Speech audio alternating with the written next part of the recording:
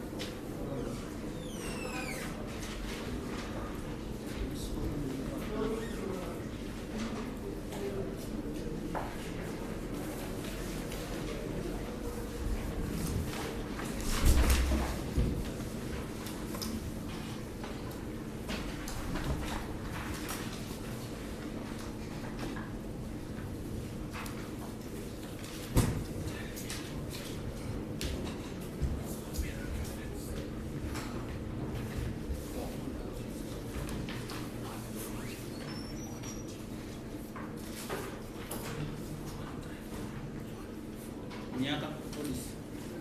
Set. 10. Done. School send. Toban, Oswan. Tandem.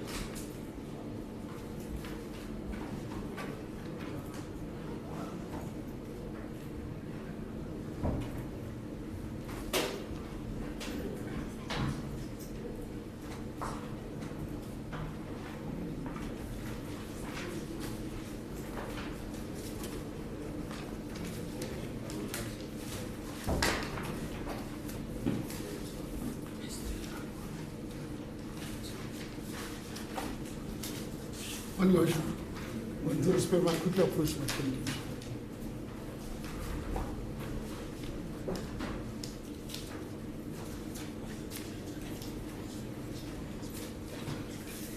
Court is referred to case number 41/334/2018 State Assessment Policy and others Constitutional Division of Gauteng Regional Court number 13 day today, being the 5th of November 2021 appears as follows. Mr. Sivanyan State, Mr. Zuma. Interpreter is Ms. Igalagala. Defense advocate Rapobo is on reportership on this matter. This matter on the road was rolled over for the docket as well as bail application on facts.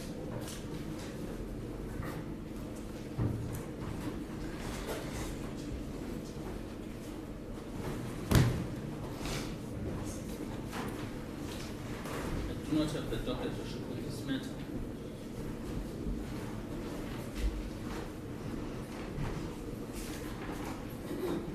Morning, my colleague. I do not have the docket on this matter. I was still trying to trace if I could find this docket, unfortunately, according to she. I'm sitting with this charge without the docket, and she, I'm not in a position to proceed with this matter today due to, amongst other things, the docket is not available to me. Also, the transcripts. I was thinking whether my colleague gave me the transcripts or my colleague just wanted to I sitting. don't have the transcripts. If we were to proceed, we were going to proceed and then perhaps have the transcripts and respond. However, today we are not in a position to proceed with this matter.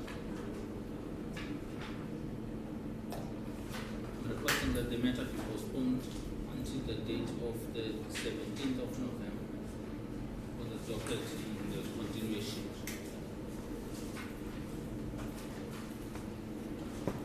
Your Worship, may I address the court, Your Worship? With due respect, Your Worship. Your Worship, firstly, Your Worship, I'll start with the issue of the transcripts. I'll start with the court. The court is in possession of the transcripts. You are aware, Your Worship. The prosecutor, Your Worship, is in possession of the transcript as well. I might have submitted the transcript to the prosecution 2 times. Firstly, to him. Secondly, to Mr. Gigi. I cannot recall his surname, Your Worship. Your Worship. Your Worship, there is no complicity in this matter regarding the bail on the new fact, Your Worship. The new fact in this matter, Your Worship, is the fact that I'm not moving the application, Your Worship. I'm of the opinion that the court is also even aware, just because I made the application and I handed into the prosecution together with I attached the transcript, Your Worship. Your Worship, the accused 1 and 4 who was before the civil court. You have the right to oppose the application, but not technically move your application. Your Worship, I'm very much aware that there is a case that needs to start at 11 o'clock, Your Worship. If that's so, Your Worship, I'll ask this honorable court to give me next week Tuesday, if suitable, Your Worship. It will be on the 9th, if I'm not mistaken. Then the 17th is too far, Your Worship.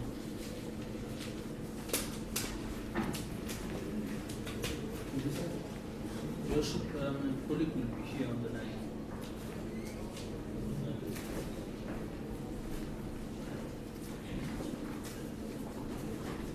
Next week. Move your application on the day. The court is aware of this matter. It also has been postponed several times.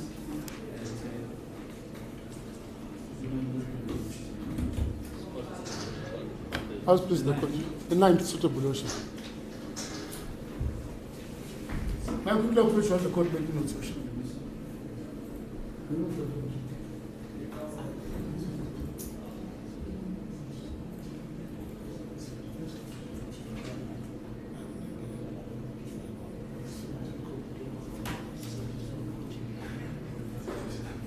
Thanks for the court indulgence.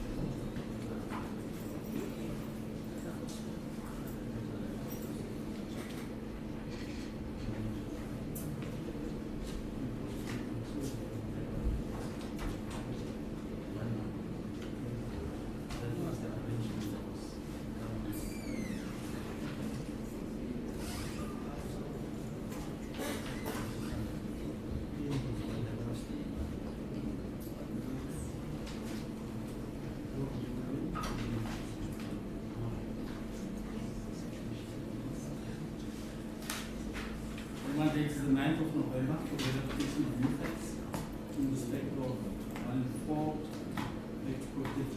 13-1-4 in custody, no bail fixed for both of you. 5 on bail extended, 1-8 to 9. 6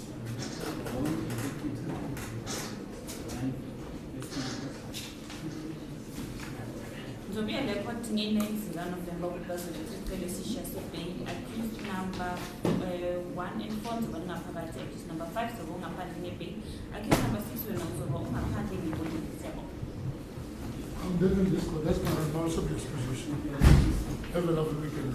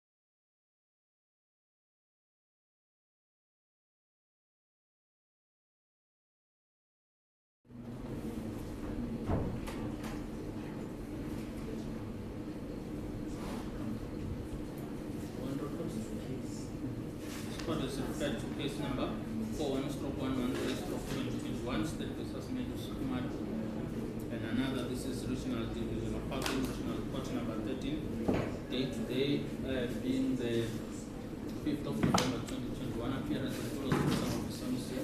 So, I for the state, Mrs. Omenta Rita, is Ms. Kalabala for the defense, in the transfer to ship Ms. Gemma Fokwan was on record on the last occasion. He was here today for another case.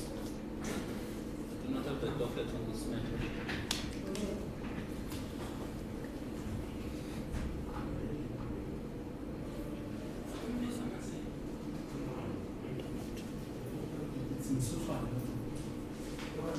Yes, it's legal aid, Your Worship.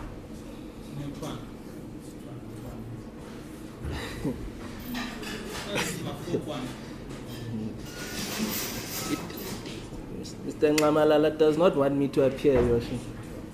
I've observed his tendencies. Your Worship, I confirm my appearance. I did advise my colleague from Legal Aid that we are taking over this matter. Your Worship, may we request that this matter be postponed to Monday? I've been faithfully advised by the control prosecutor that this is a Schedule 1 bail application.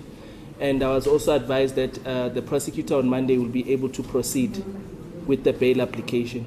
I've explained to my clients why we can't proceed today, as it pleases the court. At this stage, Your Worship, I will make an application before the court to withdraw as an attendant of record since the accused has appointed Mr. Zulu.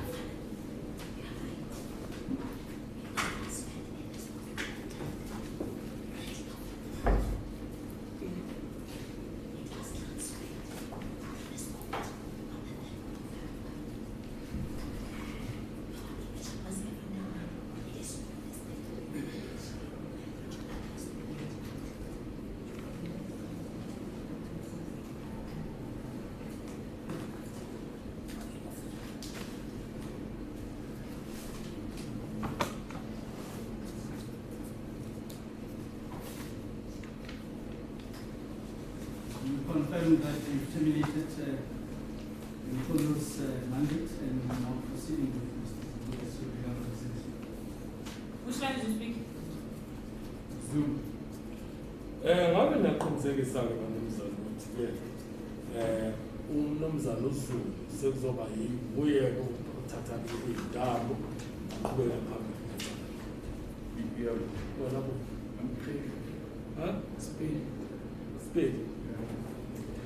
Wa dumela gore ke nnete taba ya gore a o sa nyaka gore o tswela pele le go berekisana le moemeledi wa legal aid ebile o ile wa tlhoka moemeledi Mr. Zulu gore e be yena e leng gore o tswela pele ka kgopelo ya gago ba ka molato wa gago. I confirm. I do confirm as well.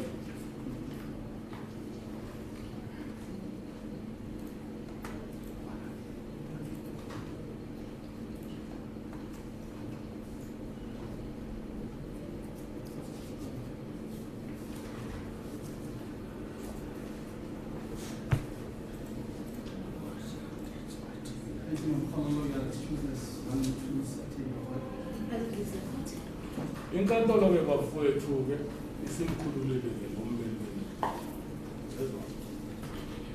Ka nnete le go tla ile la thusa moemeledi wa lena wa mathomo ke mo ka le tswela pele ka moemeledi le gore le la mo kgetha.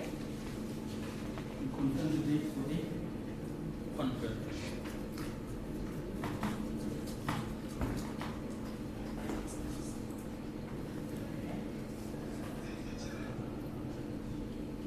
Remember, it is the 8th of November for the officials of this court. Will be custody no date for vote. Ngakho-ke isicelo senu sihleselwe muvalo ngizakubuya mhlazana zingu-8 kuNovemba uzofaka isicelo senu seplay. Ngokwamanje sizahlala ngaphakathi. Lezwa bona nge-8 ngomsombuluko. Lela ka mogare go fitlha ka di-8 e tlabe e le mantla ka di-8 tša November mo e leng gore le tloša kgopelo ya lena ke ya go ikana matšatšinamelo ka ke matšatšinamelo ka mogare. Understood? Your Worship, I'm indebted to the court. May I also be excused? Court, please.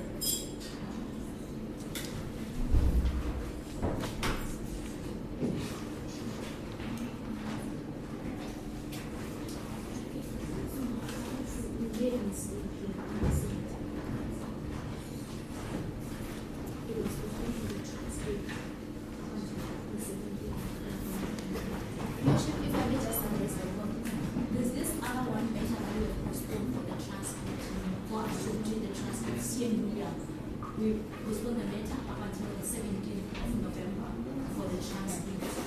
I was actually going to say that the matter will be postponed for the transcript. No application was ever made before this court. Accused applied for bail on the 5th of April discussed and it was refused. From there, it was transferred to court 18. And he was actually transferred to this court on the 3rd of November. I'm not sure for what. However, it was transferred to this court on the 3rd of November. So today, we informed the court that he was for the transcript, for us to obtain the transcript, of which we were wrong, because we have never made an application before this court for the transcript. Now, we are saying to the court that the date of the 17th, it will actually be in order for us to make an application before the court for the transcript.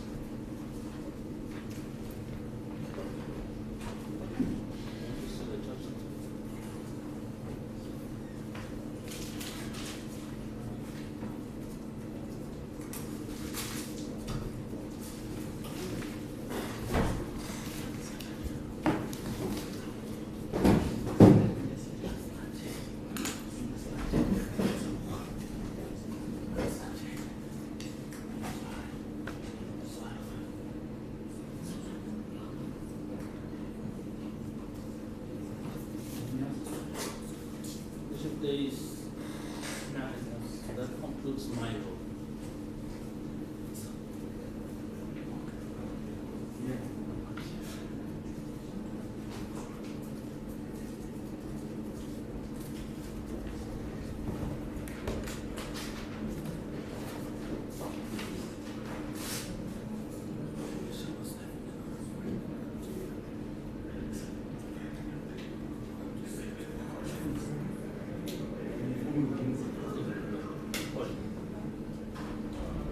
You can stage apologies. You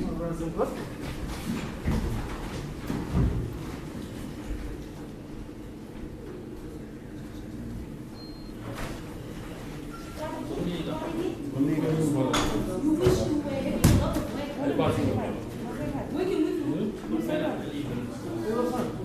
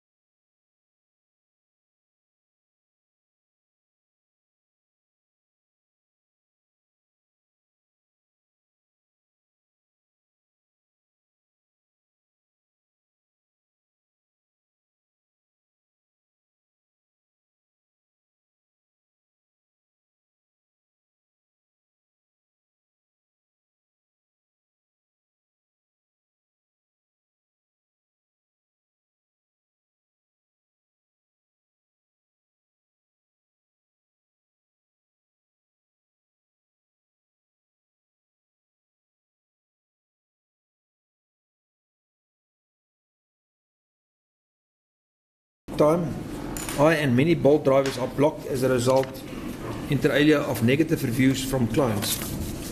Indeed, it has been the subject of many protests by Bolt drivers against such treatment. For this reason, I often use the profile of my friend Siabonga SABC to enable me to operate through being blocked on my own name. Siabonga is not at all involved in the Bolt transport business. Paragraph 16. My assets compromise inter alia the following. 16.1. A Toyota Etios motor vehicle with a registration number HR17NJGP, which I purchased in 2020 and is fully paid and worth approximately 75,000 rands. 16.2. Volkswagen Polo motor vehicle with registration number HV49KJGP, which I purchased from the Volkswagen dealership at the Glen in January 2020 and which is subject to hire purchase and has little value. 16.3. Household furniture and effects which are fully paid and worth approximately 18,000 rands. 16.4. Capitec bank account with proceeds of approximately 4,000 rands. Total value of the assets accordingly 97,000 rands. 17. I am unsure whether the mother of my child, Nosipho Ngobezi, is unemployed. I support my daughter to the tune of approximately 1,500 rand per month. I also assist my grandmother with about 3,000 rands per month, which includes my contribution for living at her home.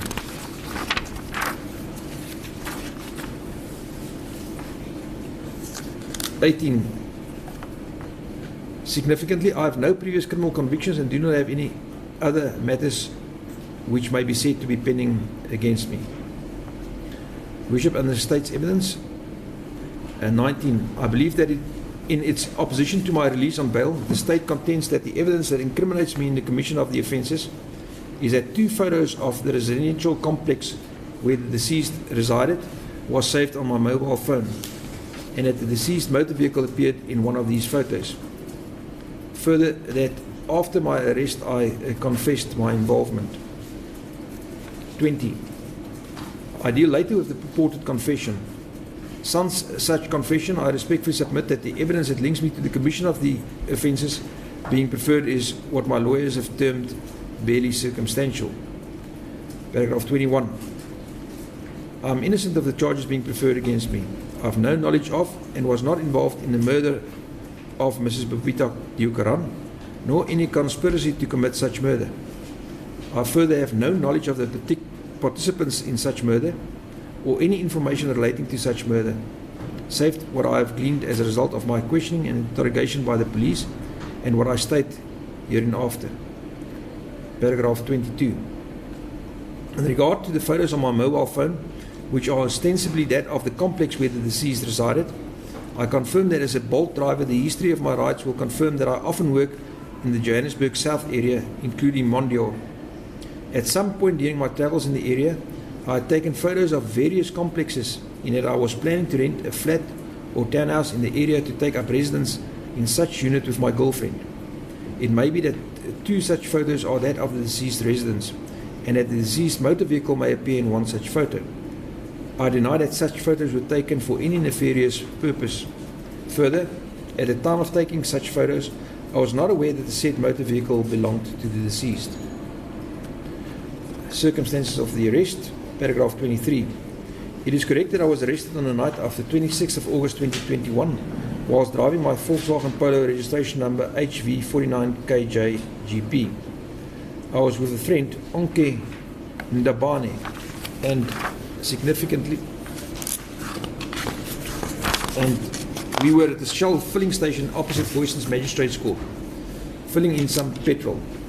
Suddenly an unmarked vehicle pulled up on the forecourt of the filling station, blocking my path, and around 3 occupants jumped out pointing guns at Onke and I, ordering us to climb out of the vehicle with our hands held up, which we both immediately complied with. I believed that we were about to be robbed, and when I saw the attention of the would-be hijackers somewhat averted from me, I tried to run, but a second vehicle then blocked my path, and I was apprehended still on the forecourt of the Shell filling station. To that point, none of the persons involved identified themselves as police officers, nor were any of them wearing any form of clothing that suggested they were police officers. 24.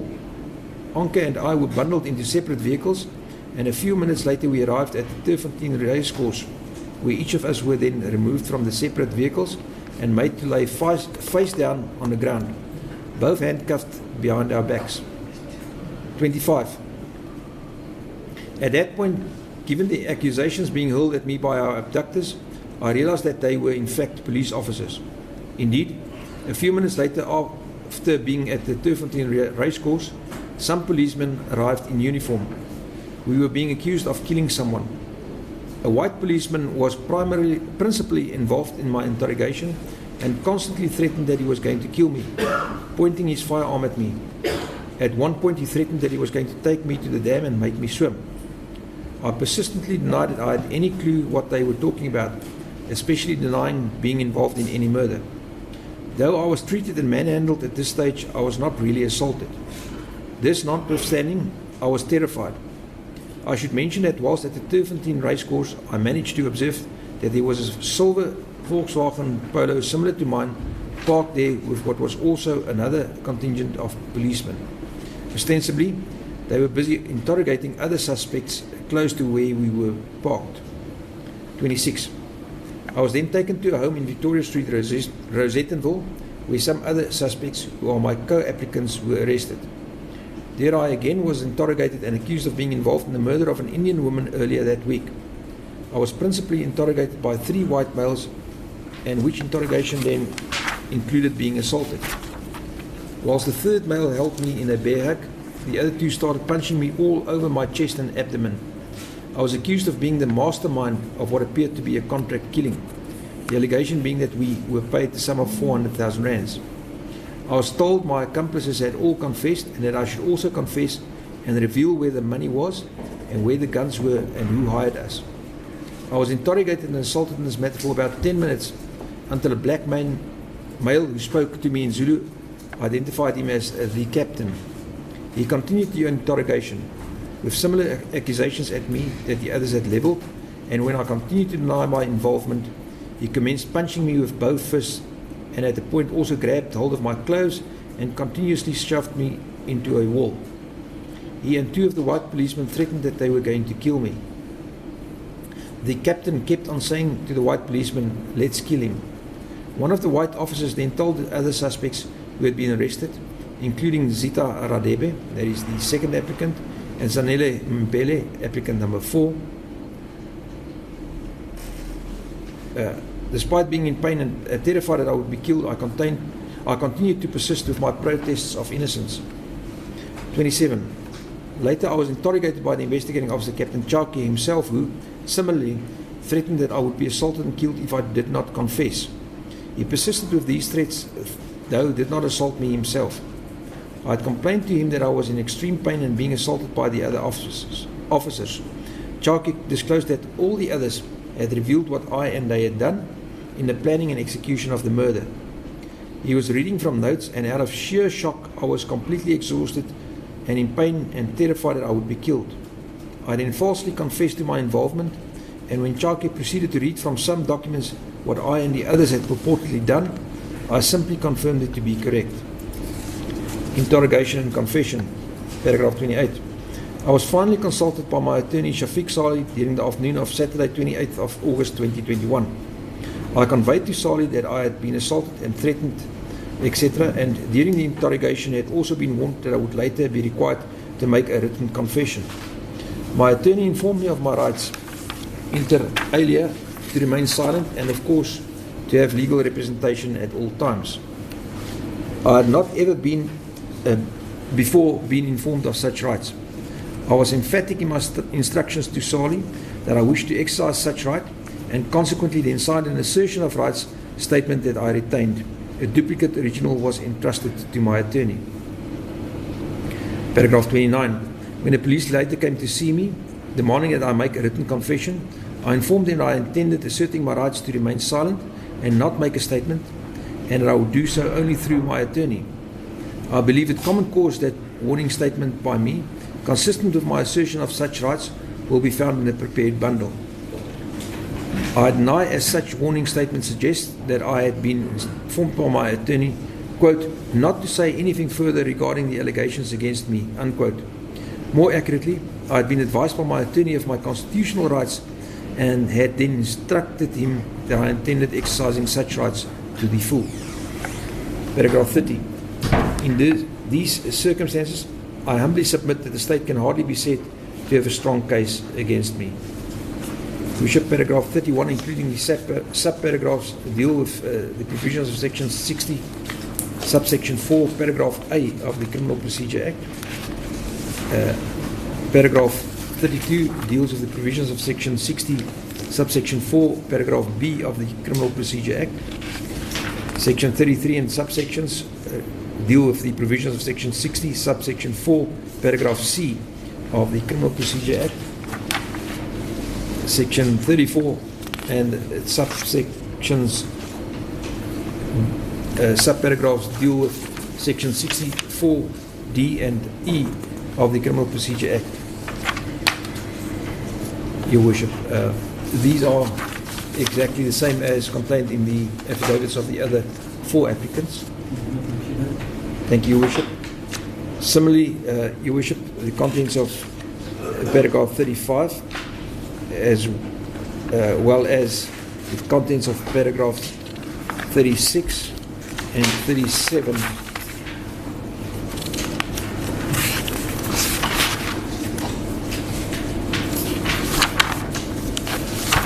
are similar to the relevant paragraphs in the other applicants' applications, Your Worship. If I may then refer, Your Worship, to the conclusion at paragraph 42. I rely on the supporting / confirmatory affidavit by Shafiq Salih of my attorneys of record. I also rely on the affidavits in support of bail by my co-applicants, insofar and inasmuch as such affidavits support the allegations of my confession having been obtained as a result of duress and torture. In consequence hereof, I submit that the court ought to grant me bail in an appropriate amount and of such conditions attached as the court may deem fit. 44. In conclusion, I wish to reserve my right to respond to any aspect that requires response after the state has formally presented its case and supplemented and or amended the opposing affidavit by the investigating officer, earlier furnished, and to the extent that it may be prudent to do so. Wherefore, I pray it may please the above honourable court to grant me bail as requested, coupled, if need be, with any bail conditions, including, if need be, the most stringent of conditions until the matter is finalised. Worship, the affidavit was then duly signed by the applicant, who also initialed every page and was thereafter properly commissioned. My hand is up, Your Worship. Thank you.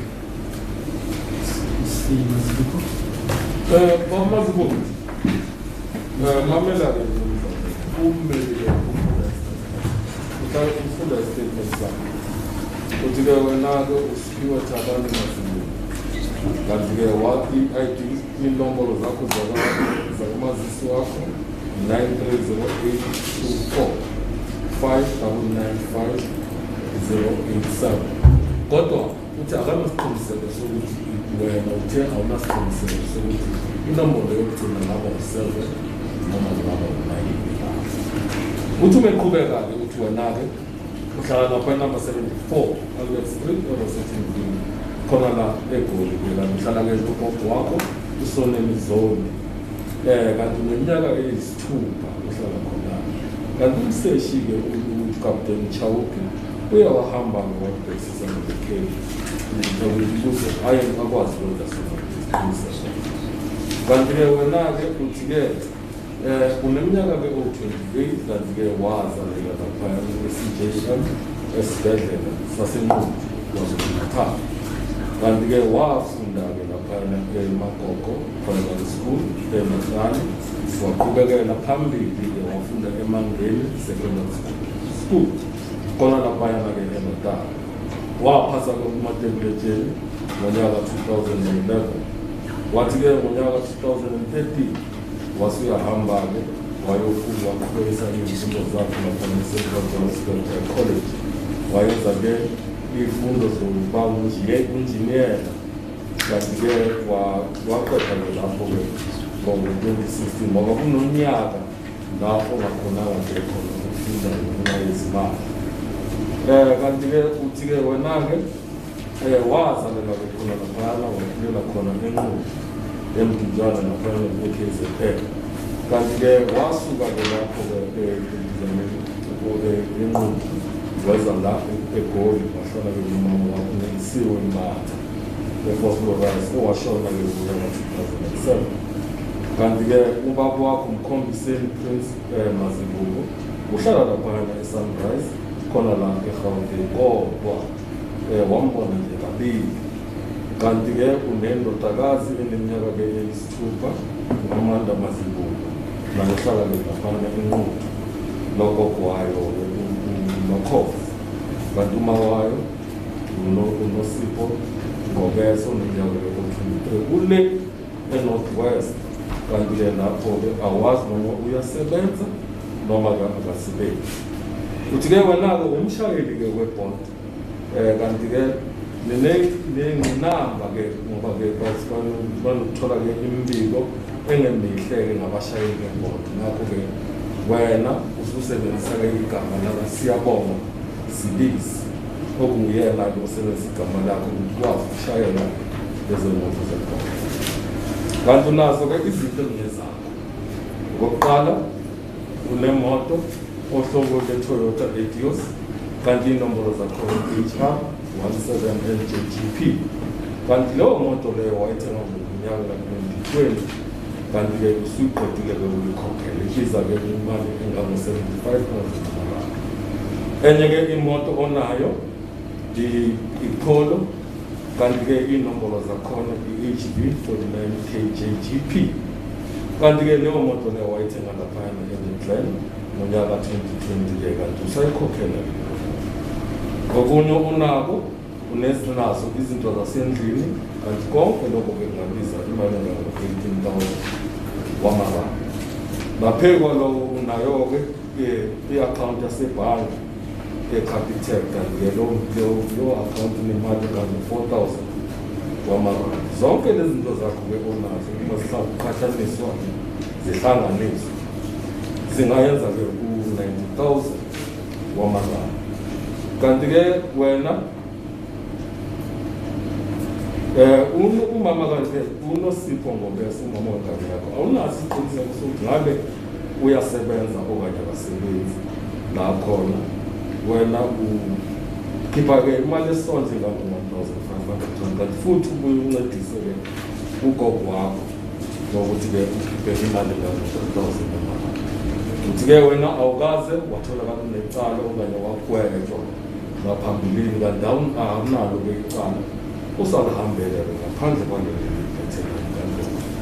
Ngalowo mazwi-ke uyacacisa-ke isizathu esenza ukuthi-ke uzuboshwe ucela-ke inkundla ukuthi-ke wena-ke mhlazana zingu-26 ku-August kulo nyaka wawulaphayana-ke eShell Garage engase-Boysens Court. Kanti-ke wawuhamba ngayo le moto le Polo inombolo zakhona HB 49KJGP. Kanti ngalelo silanga lelo wawuhamba noonke nabantu. Wafika-ke imoto yasivalela ngaphambili ngikhomba ngebhanga ngitshela ukuthi ngiqhubeke emotweni kodwa wena wawungazi ngaso leso sikhathi ukuthi amaphoyisa-ke lapho. Athe makusuka lapho-ke nathathwa nambokusa-ke laphana eTafantein ngapha kuleyo khona amaphoyisa-ke angihlahla ngembuzo. Kanti uthi ngathi isikhathi leso kula ubone ukuthi amaphoyisa-ke lawo ngaso leso sikhathi yasona botshela ukuthi abantu abazoqola-ke imoto okwenzeke baze kubamba-ke inkunzi. Ngakho kula wazi khona ukuthi abathumbileni ngamaphoyisa.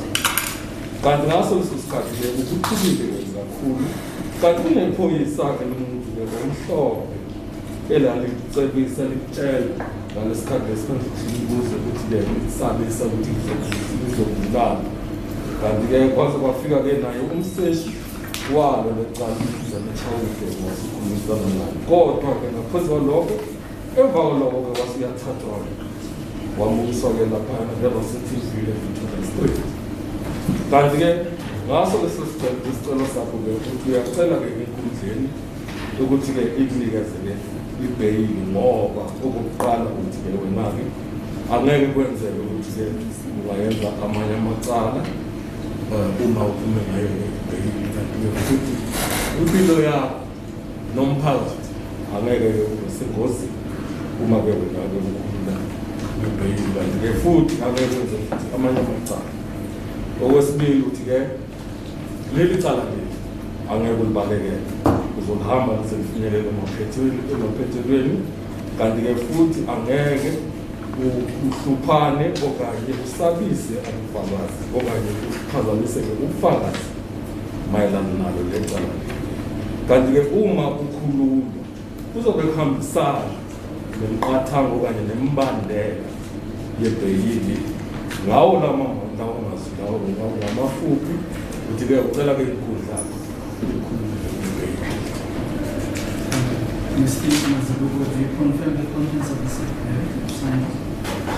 ngabe-ke mnumzane uMazibuko uyavumelana-ke ngale statement esiqeda ukufunda umbeli wakho nokuthi-ke usisayinile.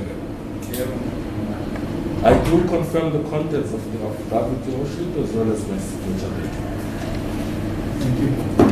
Confirms affidavit accepted, the last is Ngiyabonga inkantolo yasamukela-ke isitatimende sakho njengomexhibit F. Ngihlala phansi.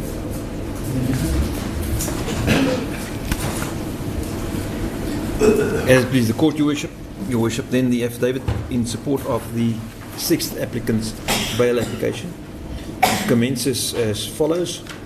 I, the undersigned Sipa Kanyizwa Dladla, ID number 951221 5836086, do hereby make oath and state that, introduction, I am the sixth accused in the above matter, the sixth applicant in the bail proceedings, and this is a founding affidavit prepared in support of an application for my release on bail. The facts herein contained are, unless otherwise stated, or unless the context otherwise indicates, within my own personal knowledge and belief both true and correct. Paragraph 2. I reside at number 32 Victoria Street, Rosettenville, Johannesburg. The address has been confirmed by the investigating officer, Captain Chauke. At the time of my arrest, I had lived at the said residence for about 5 months and previously lived at number 13 Aero Street, Kempton Park, where I resided for 2 years, and prior thereto at my birth homestead. Your Worship, paragraphs 3 to 6 under the introduction is similar to the other applicant's affidavit, as is the content of paragraph 7 under the heading Bail and Common Law and Constitutional Presumption of Innocence.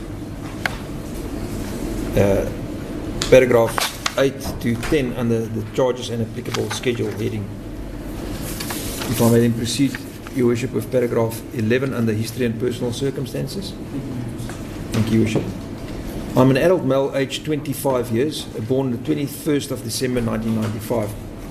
I was born at Haviland Clinic in Vienna, KwaZulu-Natal.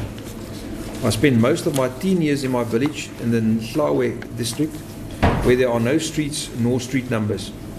I attended Nhlawe Primary School and later in Kalangale Secondary School, also in Vienna, where I passed grade 9. My mother tongue is Zulu, and I do not speak or understand English, save for some rudimentary phrases. Though I am unmarried, I'm in a stable relationship with a girl, Lungelo Mankwele, who is 21 years old and also lives in Rosettenville close to my home. I'm not sure of the precise address. She is employed at the KFC outlet at Southgate. 12. My mother, Dingazi Mtetwa, is a pensioner who lives in Nhlawe at the place of my birth. My father, Tando Dladla, died in 2018. 13. I have 5 siblings, all of whom live with my mother at my birth homestead in Nhlawe. They are my brothers Kwebani Dladla, aged 23 years old, Mzuzu Dladla, aged 19 years old, Kaya Dladla, aged 10 years old, Becky Dladla, aged 8 years old, and my sister Nukosipile Dladla, aged 13 years old. 14. My identity number is 951221 5836086. It will confirm that I am a South African citizen, born and bred in this country. I do not have a passport and have never applied for one. I have never left the Republic of South Africa. I have no friends or relatives who live beyond our country's borders. 15. I'm a taxi patroller with the Kempton Park Taxi Association and earn approximately 3,200 Rand per month, and from my taxi I earn approximately 10,000 Rand per month. My taxi business is profitable, especially because I exercise a hands-on approach in managing. I, inter alia, ensure on a daily basis that the vehicles are roadworthy, and if any repairs are required, especially when they break down, I will immediately attend to same. In the short time of my incarceration, I've already learned that my drivers have strangely paid into the point of collection of taxi fares less monies than I would have expected.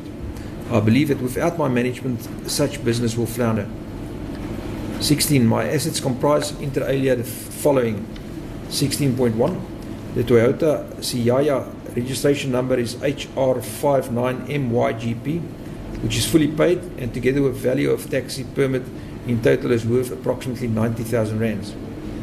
16.2. Household furniture and effects worth approximately 6,000 rands. 16.3. Capitec bank account with proceeds of approximately 2,500 rand.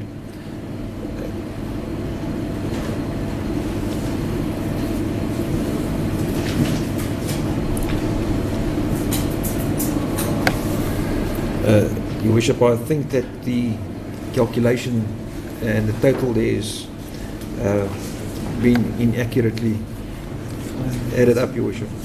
Okay. 17. I do not have any children, but support my mother to the tune of approximately 3,000 rands per month. 18. Significantly, I have no previous criminal convictions and until my arrest believe that there were no matters which may be considered outstanding against me. Indeed, I had not ever been arrested before.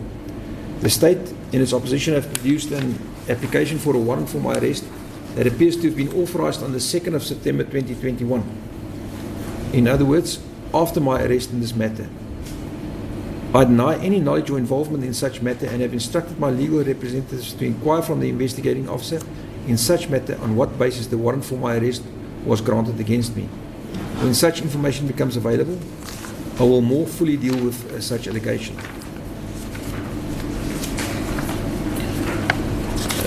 State's evidence on paragraph 19.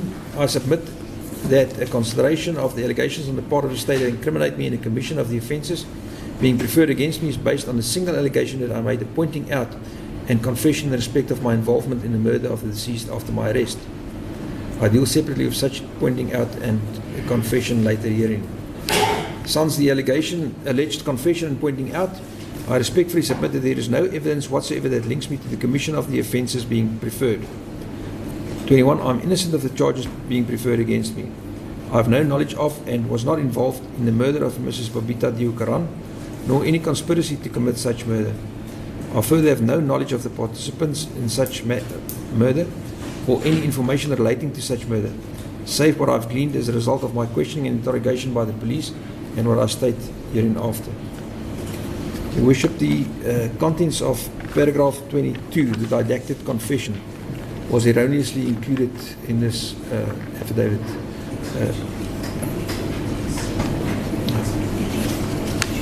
Your Worship, I do not, in the original that I have, and I will hand up to Your Worship, it has been deleted. Thank you.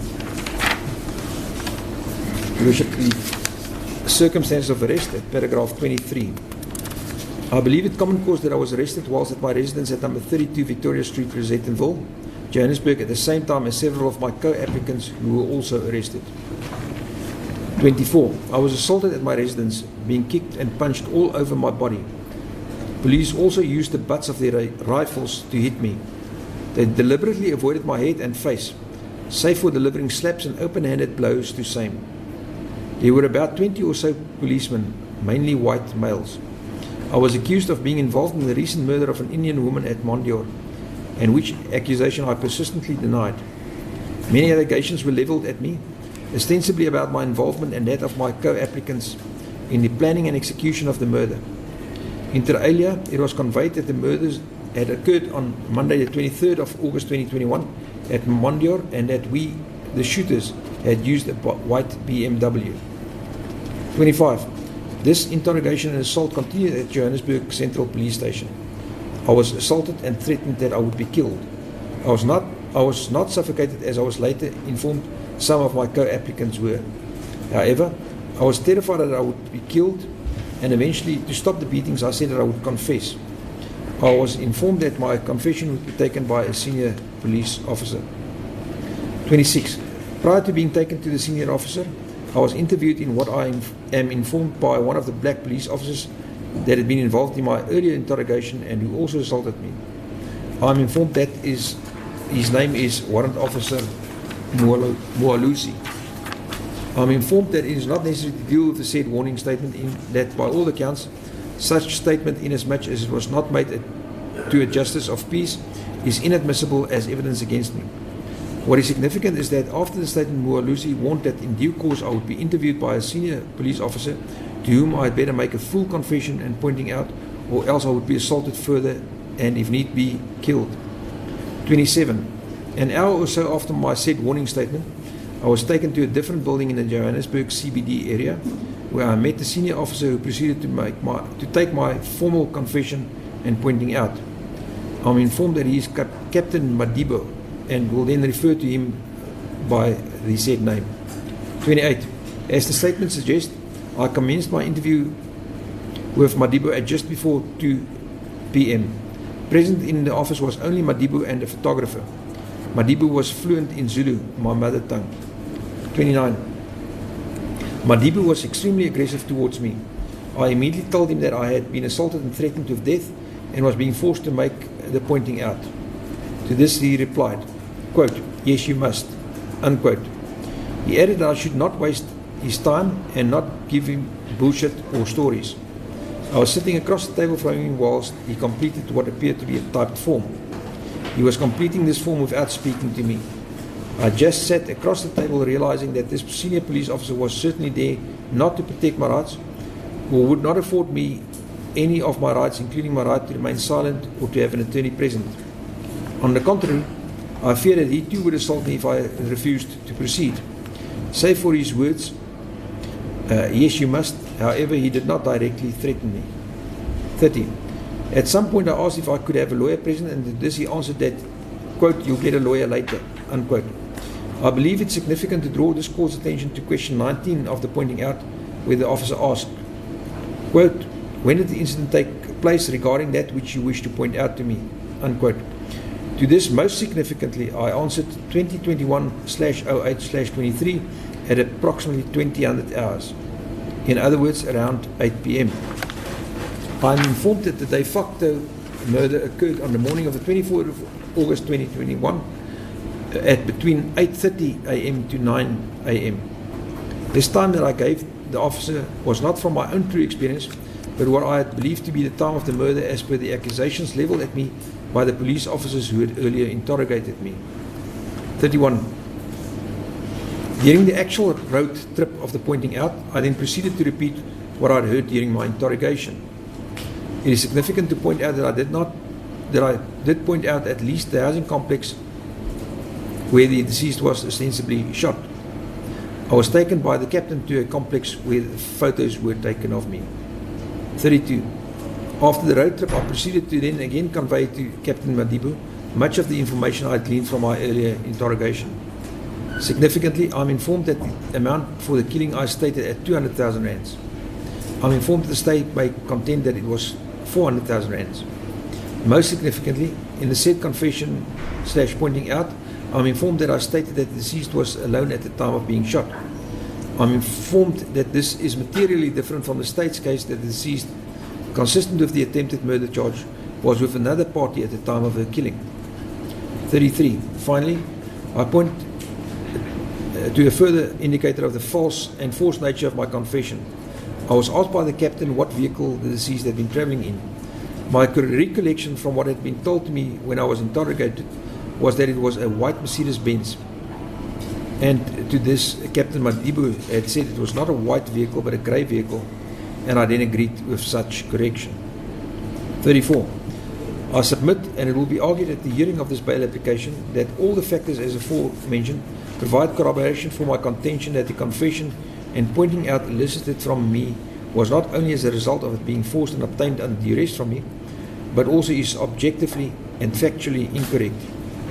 During these preliminary questions, the captain himself was threatening me when I was pleading that I may not be forced to make the confession, pointing out that, quote, "We are going to torture you and will kill you if you do not cooperate and make this confession," and pointing out, unquote.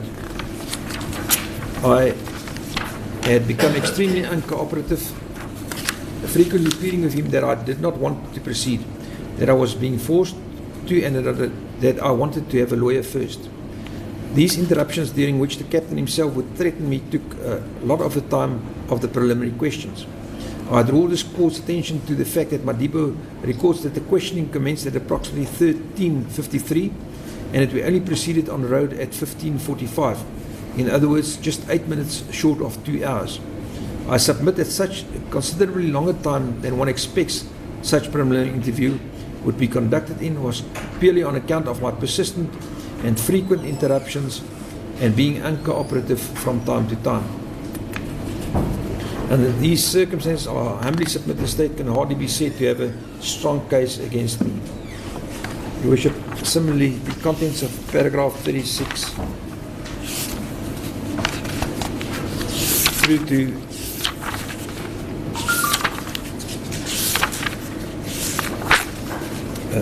46 is similar to those contained in the other applicants' affidavits dealing with the same subject matter. Thank you, Worship. Then under the paragraph conclusion, paragraph 47, I rely on the supporting / confirmatory affidavit by Shafiq Salih of my attorneys of record.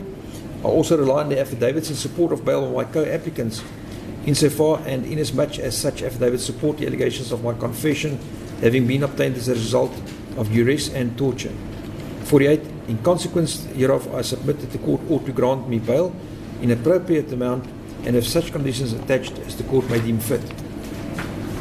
49. In conclusion, I wish to reserve my right to respond to any aspect that requires a response after the state has formally presented its case and supplemented and or amended the opposing affidavit by the investigating officer, earlier furnished, and to the extent it may be prudent to do so. Wherefore, I pray it may please the above honourable court to grant me bail as requested, coupled, if need be, with any bail conditions, including, if need be, the most stringent of conditions until the matter is finalised. Similarly, Your Worship, the affidavit was signed by the sixth applicant, who also initialised every page of the affidavit, and it was duly commissioned. Thank you, Your Worship. I hand up the original.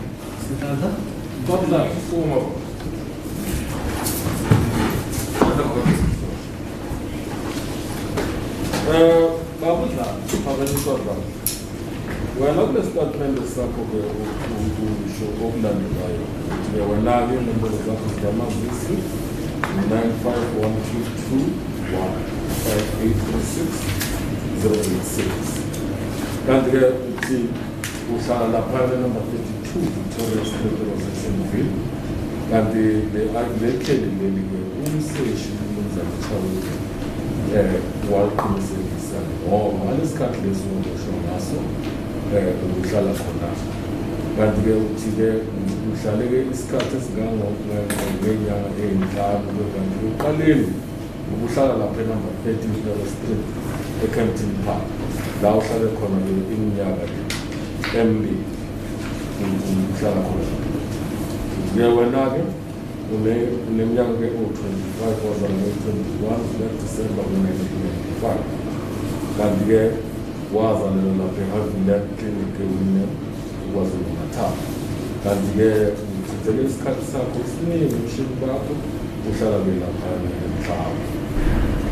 Wagela-ke isikolo lapha eMhlawe, primary school. Waqhubekela phambili waya-ke eNkalangale secondary school khona laphana eWinner la wagcina khona uphasele ugrade 9. Kanti-ke ulimi lwakho olukhulumayo wena uthi-ke ukhuluma-ke isiZulu, alukho ulimi lwesiZulu.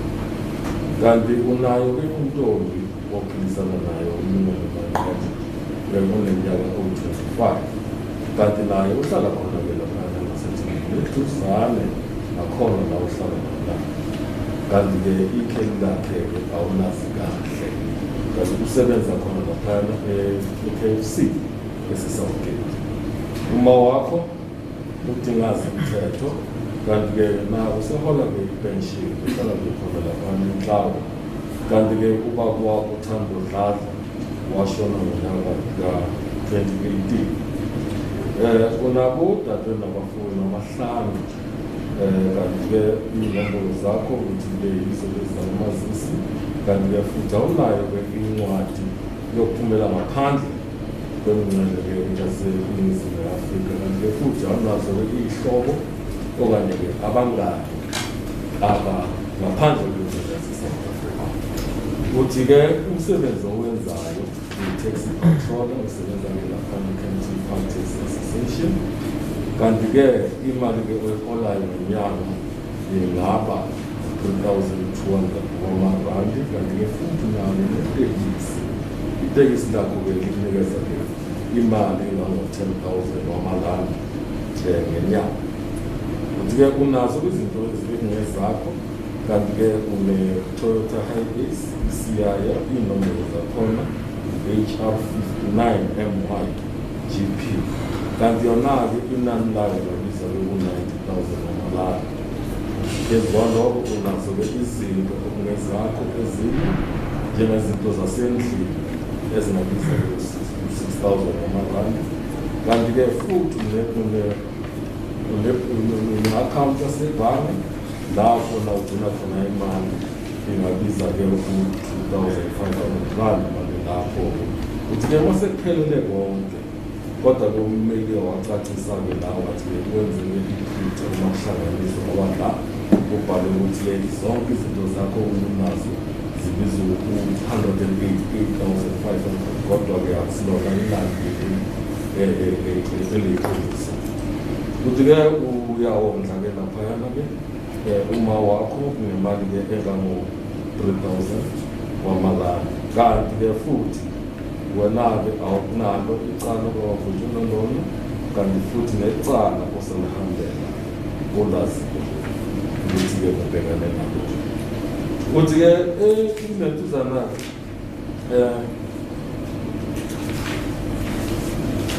wena-ke uyacela-ke enkundleni-ke ngoba xa lelanga-ke lilokohlwa waboshela khona-ke laphayana enumber 32 eVictoria Street eRosettenville khona la eGoli kanti-ke washaywa waba ney'nsolo zokuthi-ke wena-ke ubunabo labo bantu laba ababulala-ke omunye-ke umake womndiya-ke laphayana-ke emoyeni 23 zika-August kuwo lo nyaka. Kanti-ke ngalesikhathi-ke lesi-ke wena-ke uhlohlwa ngemibuzo ubishaywa-ke laphana eJohannesburg Central Police Station kanti-ke futhi wasatshiswa nokuthi-ke wena-ke uzobulala. Wase-ke uyathathwa-ke wamukisa ku-warrant officer-ke Muhalisile. Warrant officer Muhalisile lo wakutshela-ke ukuthi-ke kuzothatha-ke isitatimende sakho sokuvuma umuntu ozosithatha-ke umuntu ongaphezulu kwakhe ngokomsebenzi uCaptain Mathematic. Kanti-ke konke lokho kwayenzakala-ke lapho-ke wena wawukutshelwa ukuthi kwenzakaleni ngoba watshelwa-ke ukuthi-ke wabuzwa ukuthi-ke uhlobo lwemoto leli-ke umbala wayo leyo esetshenziswa nguye-ke umake lo owadutshula wathi wena lokuyi-Mercedes Benz umhlophe ngombala kodwa wasuyatshelwa nguye-ke uCaptain Mathematic ukuthi cha akusiwo umbala omhlophe kodwa-ke leyo moto leyo i-grey-ke iphuzi nebala ngakho-ke wena-ke ukuthi-ke inkantolo kumele ibhekisise kuyabonakala ukuthi wawutshenile ukuthi-ke kuthini ngoba watshela namaphoyisa ukuthi-ke lesehlakaniso yenzakala ngo-8 kwasebusuku ngalo lelo langa lelo lange-23 ku-August unyaka 2021 kodwa-ke mase bakulungiseka lapho bathi-ke isehlakalo lesi senzakale ngokusuka ngo-8 ekuseni ukuya ku-9 o'clock kanti-ke watshelwa-ke futhi nokuthi-ke mina wena wabatshela ukuthi ngikhokhele imali ka-100,000 wamarandi kodwa bakuphikisana abashushisa cha asiyo 200,000 wamarandi kodwa u-400 amarandi. Uthi-ke wena-ke ucela-ke inkantolo ukuthi-ke ikunikeze ngalezi zizathu lezo zibekile la enkantolo ngoba uthi wena uma-ke ungakhululwa-ke nebheyili angeke ube ingozi okanye impilo yakho ibe ingozi nomphakathi ube sengozini uma-ke ikhululwa nebheyili. Kanti-ke futhi angeke wenza amanye amacala ngaphandle kwalokho ukuthi uyokwenza le nkantolo. Okwesibili ukuthi-ke wena-ke awusiyena-ke umuntu ozolibalekela-ke leli cala leli uzolahamba lize lifike emaphethelweni. Kanti okwesithathu angeke uphazamisana nophenyo okanye nabofakazi okanye uzame ukufihla-ke okunye bobufakazi okanye ukumosheka mayelana necala-ke leli obhekene nalo. Kanti-ke futhi uma-ke ukhululwa-ke angeke lokho kucekele phansi ukusebenza kokulungiswayo nomthetho. Ngakho-ke ngawo lawo mazwi lawo-ke ucela-ke inkundla isamukele isicelo sakho-ke ikunikezele ibheyili. Mr. Dada, do you confirm the contents of the affidavit? Manje-ke ngabe babudladla-ke uyavumelana-ke nalesitatimende sifunde-ke umeli wakho-ke la enkundleni? Yebo, ngiyavumela. I do confirm the contents of the statement. Ngakho kunokuthi usayinile le statement. Yeah. As well as my signature there. Number 6. Have you accepted the market's petition? Kanti-ke isitatimende sakho-ke inkantolo isamukela njengophezu-G ufakazi omkhathekayo. Thank you, sir, Mr. Ungahlala phansi. As please the court, Your Worship. Your Worship, I then proceed to read out the supporting confirmatory affidavit of Mr. Shafiq Salih. It commences, I, the undersigned Shafiq Salih, do hereby make oath and state that 1, page 142, I'm sorry, Your Worship.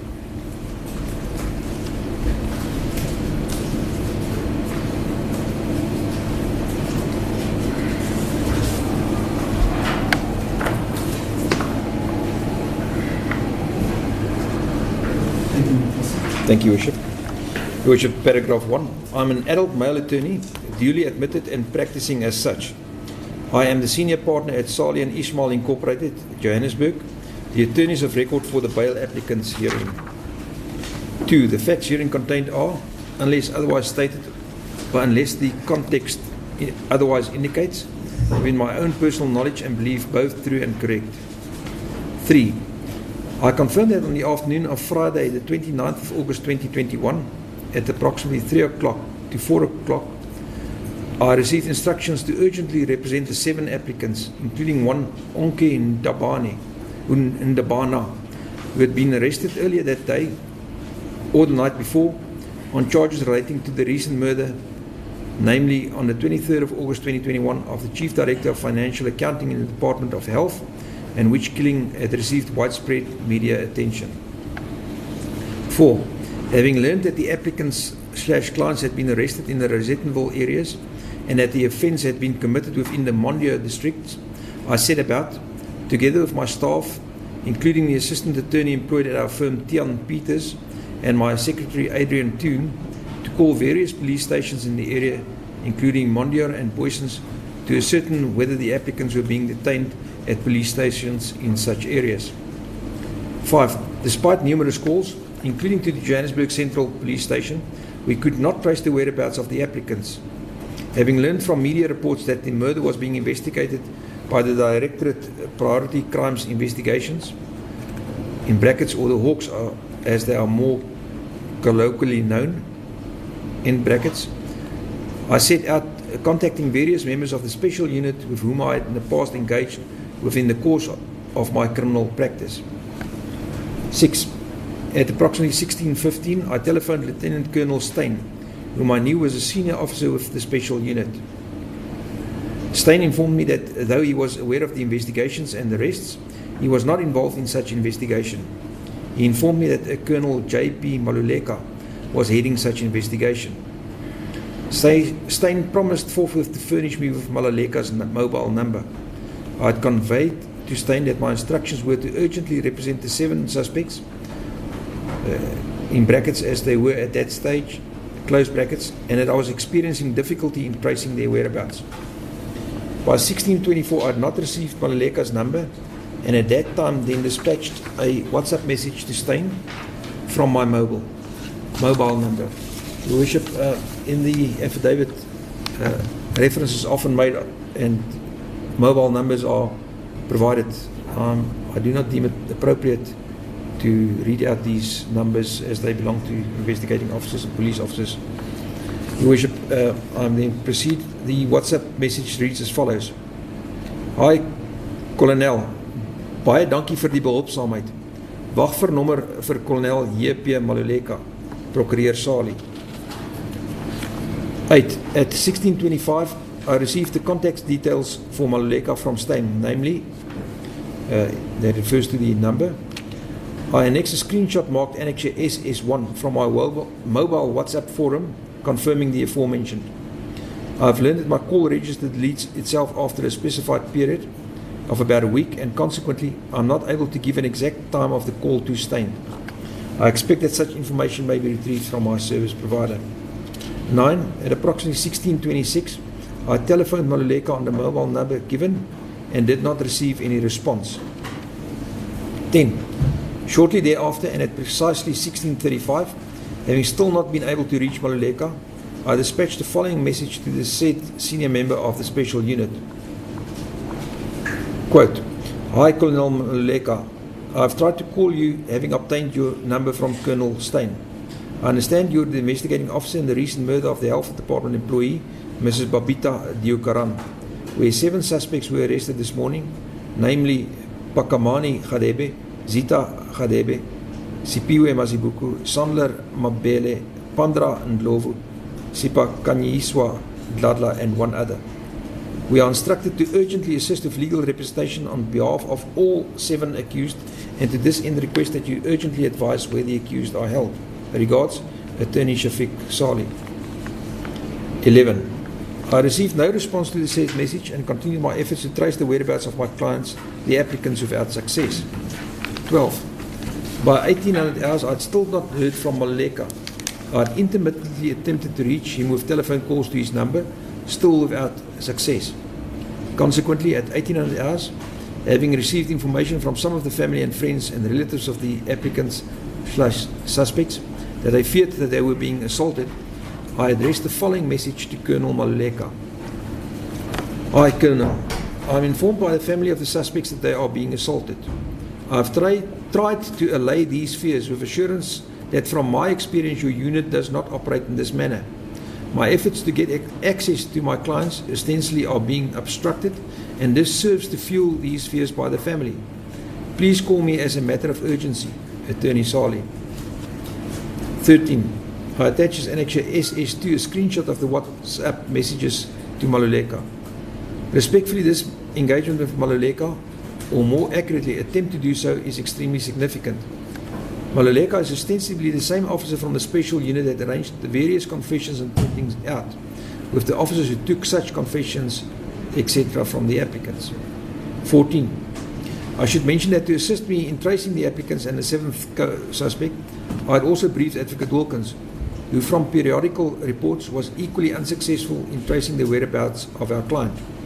Indeed, between the time of receiving instructions and the following day, that is Saturday at around noon, I had also variously engaged with members of the media, informing them of my plight in being unable to trace the suspects in what was already an extremely high-profile matter, hoping that someone from the media would revert to me to unravel where my clients were being detained, so that I could immediately gain access to them. 15. In further efforts to trace the whereabouts of the applicants and gain immediate access to them, I attempted to make contact with the Office of the State Attorney. By the morning of Saturday, the 30th of August 2021, I had not been able to trace the applicants and had discussed with Wilkins the possibility of bringing an urgent application against the special unit and the Minister of Police to force them to disclose the whereabouts of the applicants and, of course, allow me access to my said clients. From the website of the State Attorney, I had obtained the mobile number of Mrs. Matsepu Umwebeng. The number is reflected there, Your Worship, as the contact person, and at 10:18 on the morning of the 28th dispatched the following message to the said State Attorney after my call to the number went unanswered. Hi, Mrs. Moabeng. Please call me in Ray. Urgent application I'm preparing versus Minister of Police and PPCI. Attorney Sali. 16. At some point during my search for the clients, I had also been informed that the Brigadier Luwele, whose mobile number is also contained there, Your Worship, was overseeing the investigation. I contacted Brigadier Luwele and was referred to an alternative number. Later, Brigadier Luwele contacted me and confirmed that he was a member of the special unit, the Hawks, but assured me that he had not been involved in the arrest and investigation and was in fact en route from KwaZulu-Natal in another investigation. 17. During the morning of Saturday, the 30th of August 2021, I finally received information from a source that the 7 clients were being detained at the Johannesburg Central Police Station. I attempted to confirm the detention by telephone with the police station, but found a number available on my records and on the internet, that is 011-497-7000, persistently engaged. I pause here to mention that given the additional burden that it occasions to a client and his family, as a rule, we always try to establish the whereabouts of clients who had been arrested through telephone calls to the various police stations, rather than physically visiting same. Given my frustration and growing concern at not being able to establish the whereabouts of the clients, including calls to other members of the special unit, all of whom appeared ignorant of their whereabouts, I decided to then attend personally at the Johannesburg Central Police Station. 18. I arrived at the Johannesburg Central Police Station at 12:10, and after presenting my credentials as an attorney, etc., was ushered by the officer who appeared to be in charge of the front counter, a female Captain Maganadiso, to the upper level where arrested persons are detained. Maganadiso confirmed after examining some records that the suspects, my 7 clients, were being detained at her station. I arrived at the second floor a few minutes later and was immediately instructed by the officer in charge of the cells at that level to return to the ground floor to discuss my visit with Captain Maganadiso on account of there being a, quote, a problem, unquote. He explained that he was ordered not to allow me access. 19. I returned to the ground floor. Maganadiso first asked me a strange question, namely whether I was present at the identity parade the day before. I informed her that I knew nothing of an identity parade and briefly disclosed that on receiving instructions on the afternoon of the day before, I had been battling to trace my clients. I was at the desk of Captain Maganadiso when she was busy on the telephone, obviously discussing my visit with someone. She had conveyed that she and her personnel had instructions from the special unit not to allow any visits, including legal visits. Of course, I reminded Maganadiso of the basic rights of the suspect who had been arrested, namely to immediately have access to his legal representative. During my engagement with her, she then handed the phone to me and I spoke with a person who identified himself as Warrant Officer Baloy and who said that I would have to speak to a Captain Chake, the investigating officer, who was still busy with the suspects and had conveyed that I was not to be allowed access to my clients. 20. I had requested to speak to Captain Chake but was informed that he was not available, that he was, quote, busy, unquote. 21.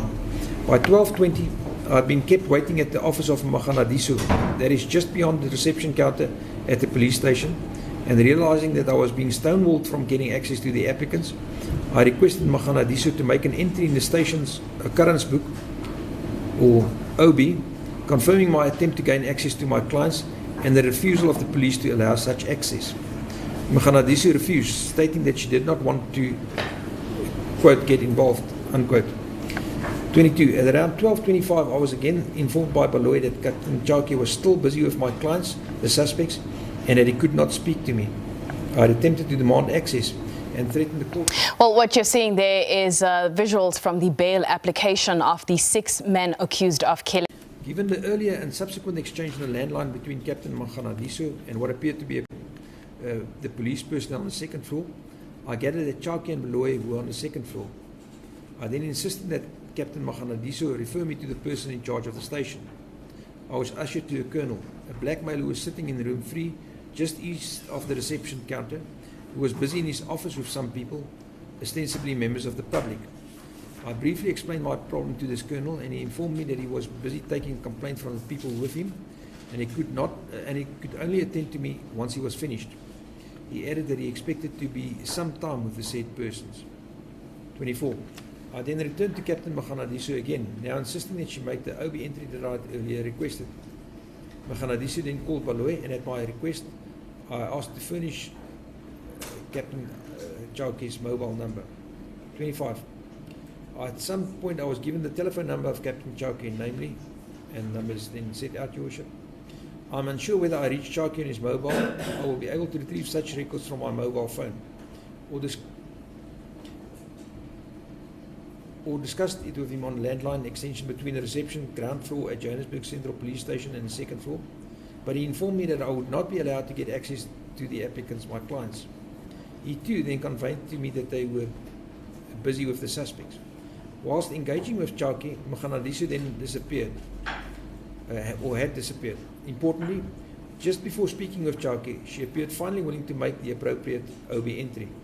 The occurrence book entry on the day at Johannesburg Central Police Station, namely entry 1770, will show that she had written 12H40 report, Mrs. Shafiq Saleh, an attorney, at which stage she stopped writing. I had been dictating to her what I required should be entered into the OB, namely report Mr. Shafiq Saleh, an attorney, mobile number for the 7 suspects in Police CAS 369/8/2021 Mondior has tried to gain access to his clients. Captain Chauke of the DPCI, the Hawks, then instructed the station personnel to refuse access to the attorney. A copy of the note is annexed here to marked Annexure SS3. 26. I believe, realizing the import of what she was being requested to enter into the OB, Maganadiso disappeared ostensibly to seek assistance and advice from her superiors. Whilst I waited for Maganadiso to return to her desk, and at approximately 12:45, I noticed some members of the special unit, some of them appeared to have Hawks insignia on their COVID-19 masks, taking a tall black male out in handcuffs. He was dressed all in black. Whilst the person was being removed from the station, Captain Chauke approached me as I waited at Maganadiso's desk. He introduced himself and again reiterated that I would not be allowed to see my clients because they were busy with such suspects. He added that I would not be allowed to see them, but that I could do so the following day. I explained to Chauke that I had been trying to trace them since the day before and demanded that I be allowed immediate access to them, pointing out that such refusal was clearly a flagrant abuse and denial of their constitutional rights. I threatened that I would be forced to bring an urgent High Court application to gain access. By that time, I had learned with the assistance of my counsel Wilkins that Judges Lamont and Makamu were on duty for the weekend in our division. Chauke responded that I could proceed with whatever application I saw fit, but he would not allow me access until the next day. 27. I waited until about 12:55 for Maganadiso to return. By this time, I had also written another note, basically completing the note that Maganadiso had commenced writing in the OB, in what I also believed to be a neater handwriting. However, upon her return, she informed me that she had decided not to continue making the OB entry as requested, but was waiting for the station commander, Brigadier Perumal, to arrive and deal with the problem. By 13:10, Brigadier Perumal had not arrived, and I managed to retrieve his mobile number from the station and telephoned him. Refreshingly, Brigadier Perumal confirmed that he and his police personnel were not allowed to deny me access. He pointed out, however, that one of the clients had been taken out for investigation. I informed him that I understood that I could not get immediate access to such client, but I needed and wanted to consult with the remaining suspects. 29. It became clear that whilst Perumal agreed that the police were not allowed to refuse me access to the suspects, he had been instructed from higher above not to allow me access. 30. Perumal promised that he would speak to, quote, the general, unquote. By this I inferred that it was General Kadwa who is in charge provincially of the special unit. Whilst waiting for Perumal to revert to me, the colonel from room 3 came to assist, and after speaking with someone for several minutes on the phone, informed me that they were arranging access. At approximately 13:24, Perumal also called me and assured me that Captain Maganadiso would assist me with getting access. 31. By 13:45, Maganadiso had still not assisted me with gaining access. She kept on informing me that I should give her 2 minutes. I was finally then allowed to proceed to the second floor, where after again producing my credentials as an attorney and officer of the court, was allowed to access to the 6 remaining clients. This was at around 1400 hours. 32. During the course of consulting of the 6 clients, I learned that the third applicant, Pindan Ndlovu, had been the suspect that had earlier in my presence been removed by members of the special unit. 33. Each of these clients that I then consulted with, excluding the suspect Unke Ndabana, complained that they'd been assaulted by the police, and further that they feared and had been threatened that they would be further assaulted by members of such investigating unit. None of the clients had any visible injuries to show me, save for Sanele Mbele, the 4th applicant, who complained and showed me what appeared to be a cut, swollen lip, and a broken tooth. The lip injury clearly looked fresh, but I could not comment on the age of the broken tooth injury. On behalf of the said suspects / clients, I then completed and had each sign an insertion of rights statement in duplicate, whereupon I endorsed the allegations that they'd been assaulted by the police. I gave each of the said clients a duplicate original of such statement, with advices that if any policeman attempted to interrogate it and or question them, they should present the statement to such police member. I next marked annexes SS4 to SS9 copies of the 6 statements. 34. I also caused an occurrence book entry to be made in a separate OB kept at the 2nd floor detention cells, to the effect that I had consulted with these clients and that each of them made assertion of rights statement by the officer in charge of the cells, warrant officer in Chingazi. The entry number is 1439. 35.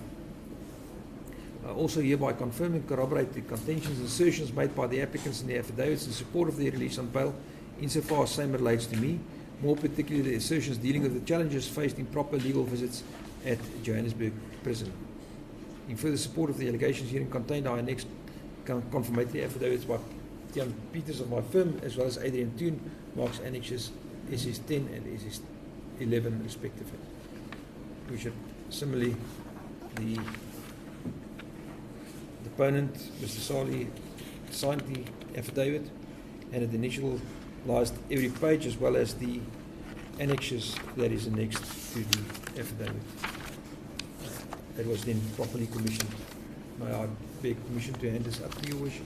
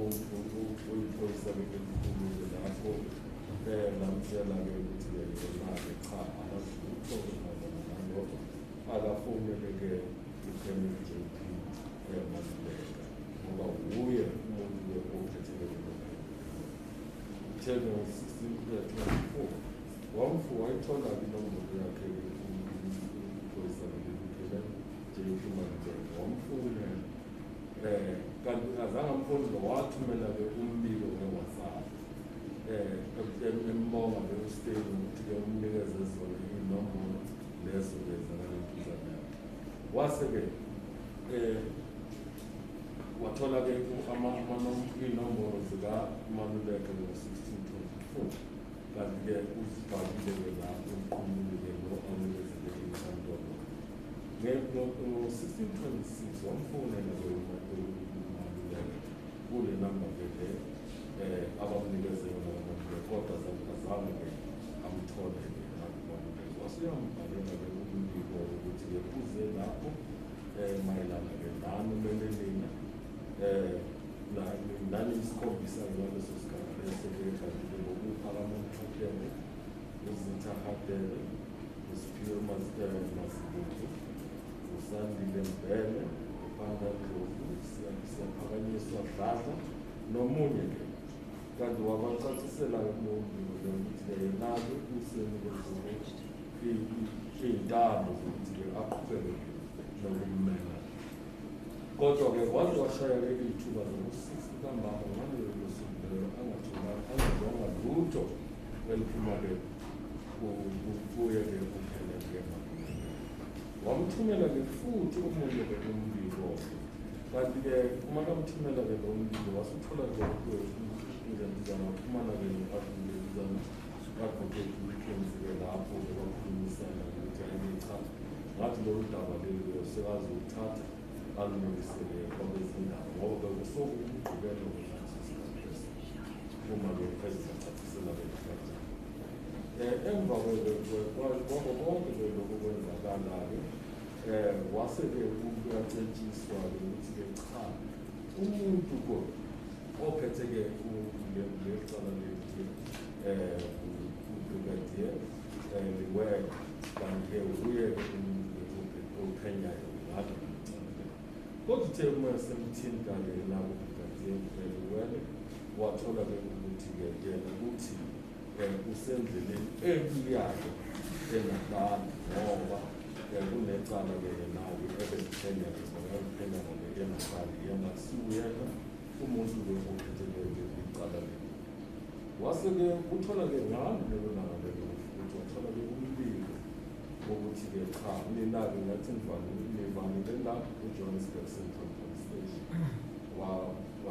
waya khona wafika-ke ngesikhathi ngo-12:10 ngalolo suku lolo wathola-ke omunye-ke iphoyisa ukapteni Mahanelisa wesifazane wakhulumisana naye kodwa-ke uMahanelisa wakutshela ukuthi bona batshena ukuthi-ke bangavumeli umuntu ukuthi-ke azobona axhumane nani okanye azokungena lapho zokhulumisana-ke nani-ke wase-ke ukuyahamba-ke kuya-ke phezulu kodwa makafika phezulu second floor bamjikisa-ke umele phansi wabuyela phansi wakhulumisana naye ukapteni Mahanelisa kwaba ney'nkinga-ke bamthumela le bamthumela lena ugcine-ke yena-ke kunentuzana-ke sekhulumisana-ke no-warrant officer baloyi kodwa nakhona bamtshela ukuthi cha i-warrant officer baloyi akusiyena umseshi walecala kodwa umseshi walecala ukapteni Shaweli ngakho-ke wazama-ke ukukhuluma naye kodwa azange-ke akhona ukukhulumisana naye ngoba bathi mabafonela-ke le phezulu watshelwa-ke ukuthi-ke ukapteni Shaweli cha umatasatasa kanti ngaso leso sikhathi sokuwu-20:12 wasuyacela-ke ukapteni Mahanelisa ukuthi-ke cela-ke uthathe-ke lo mbiko ubhaleke la encwadini zenu kwenzakaleni ngosuku kodwa-ke uMahanelisa-ke wamthatha wambeka la ebika ibuzi wase-ke esuka-ke eyahamba-ke eyakuye ku-25:12 wayekhulumisana nomunye-ke ubrigadier omphethe-ke uthe makafika-ke lapho-ke yena ukapteni Mahanelisa emusa kuye ngokapteni Mmelweni wafika lapho ehhovisini wamthola ukuthi-ke ukulentuzana unabantu-ke abathathu-ke lapho-ke benamatasantasa-ke nabo wamtshela ukuthi kuyothatha-ke isikhathi ukuthi aqedele lapho ngoba sesematasatasa nabantu babuyele emuva-ke naye uMahanelisa ezama ukuthi uzama ngakho konke-ke ukuthi-ke uxhumana kodwa azange kwenzeka akwazi ukukhulumisana nabo uthe umeqeda-ke lapho-ke wabona-ke abantu-ke amaphoyisa ama-hawks-ke ephuma nomuntu akazi-ke ubani bahamba naye ngaso leso sikhathi eseyokhonjwa ukuthi indawo kwenzakale ngakho-ke uyazibeka zonke iy'ngqinamba ahlangabezane nazo ngalesikhathi-ke lesi-ke efunana nami-ke kanti-ke lowo muntu loyo uthe emva kwesikhathi wathola-ke ukuthi cha usanele-ke mbheke-ke lo ofaka umfakisicelo wesine ophakathi kwenkundlana kanti-ke kulo lolo suku lolo-ke wathola-ke inombolo zomuntu-ke uphoyisa liphethe-ke sona esiteshini police station ubrigadier Peruma wakhulumisana naye-ke wathi-ke uyamtshela-ke ukuthi-ke cha kuvunyelwene-ke ney'khulu ey'phezulu zamaphoyisa ukuthi mina ningakhoni ukukhulumisana ungezimuntu ozokhulumisana naye ngisho nommeli-ke imbala angamnikezi kodwa emva kwesikhathi uye wakhuphuka-ke wayekhulumisana nalaba-ke bebasele-ke wathola-ke ukuthi bekhona omunye ubeshayiwe-ke yena kusanele mbheke kanti-ke umeshayiwe bekavundukele aphuke-ke nezinto kanti-ke inqeba lakhona-ke sabonakala-ke ukuthi useneji kanti abanye-ke bona-ke bebanganazo iy'mpawu nakancane bonisiwe ukuthi bashayiwe ngakho-ke uthi-ke yiso-ke statement asenzayo iy'nkinga ahlangabezane nazo ngalesi khathi-ke bamnikeza umsebenzi ukuthi-ke amele-ke uma kufika-ke ephoyiseni yilokho-ke konke okwenzakele lesitatimende lesi uzicela kanti samukele sihambisane nazo zonke lezitatimende zenu ezifunele enizibenzekayo.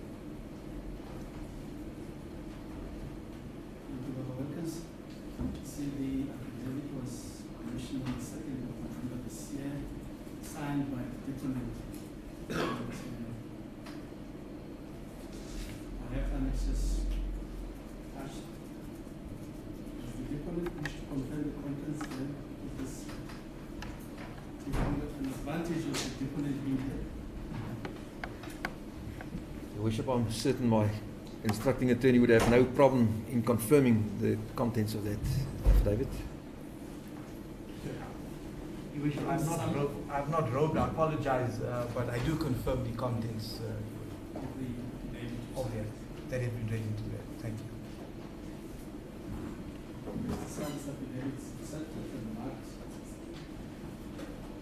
H together with the annexes. Ngakho-ke ummeli-ke uyaqinisekisa ukuthi yebo isitatimende naye lesasifundela senzile kanti-ke uke wasayina inkantolo yasamukela njengompresident H ubufakazini obuphathekayo nalikuhle.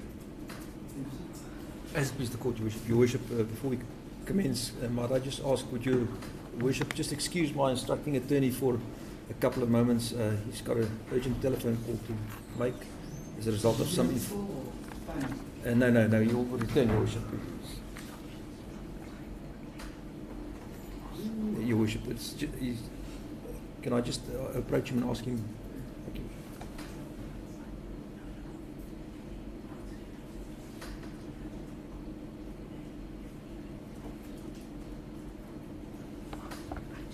Thank you, Your Worship. No, as I indicated, Your Worship, it's information we received just now.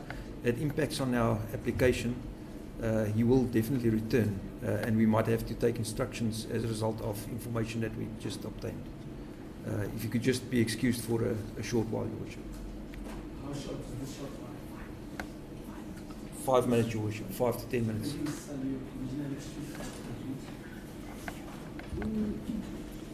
Thank you, Your Worship. Your Worship, I then refer Your Worship to the first confirmatory affidavit by Mr. Tian Peters of the Instructing Attorney's Office at page 163 of the bundle.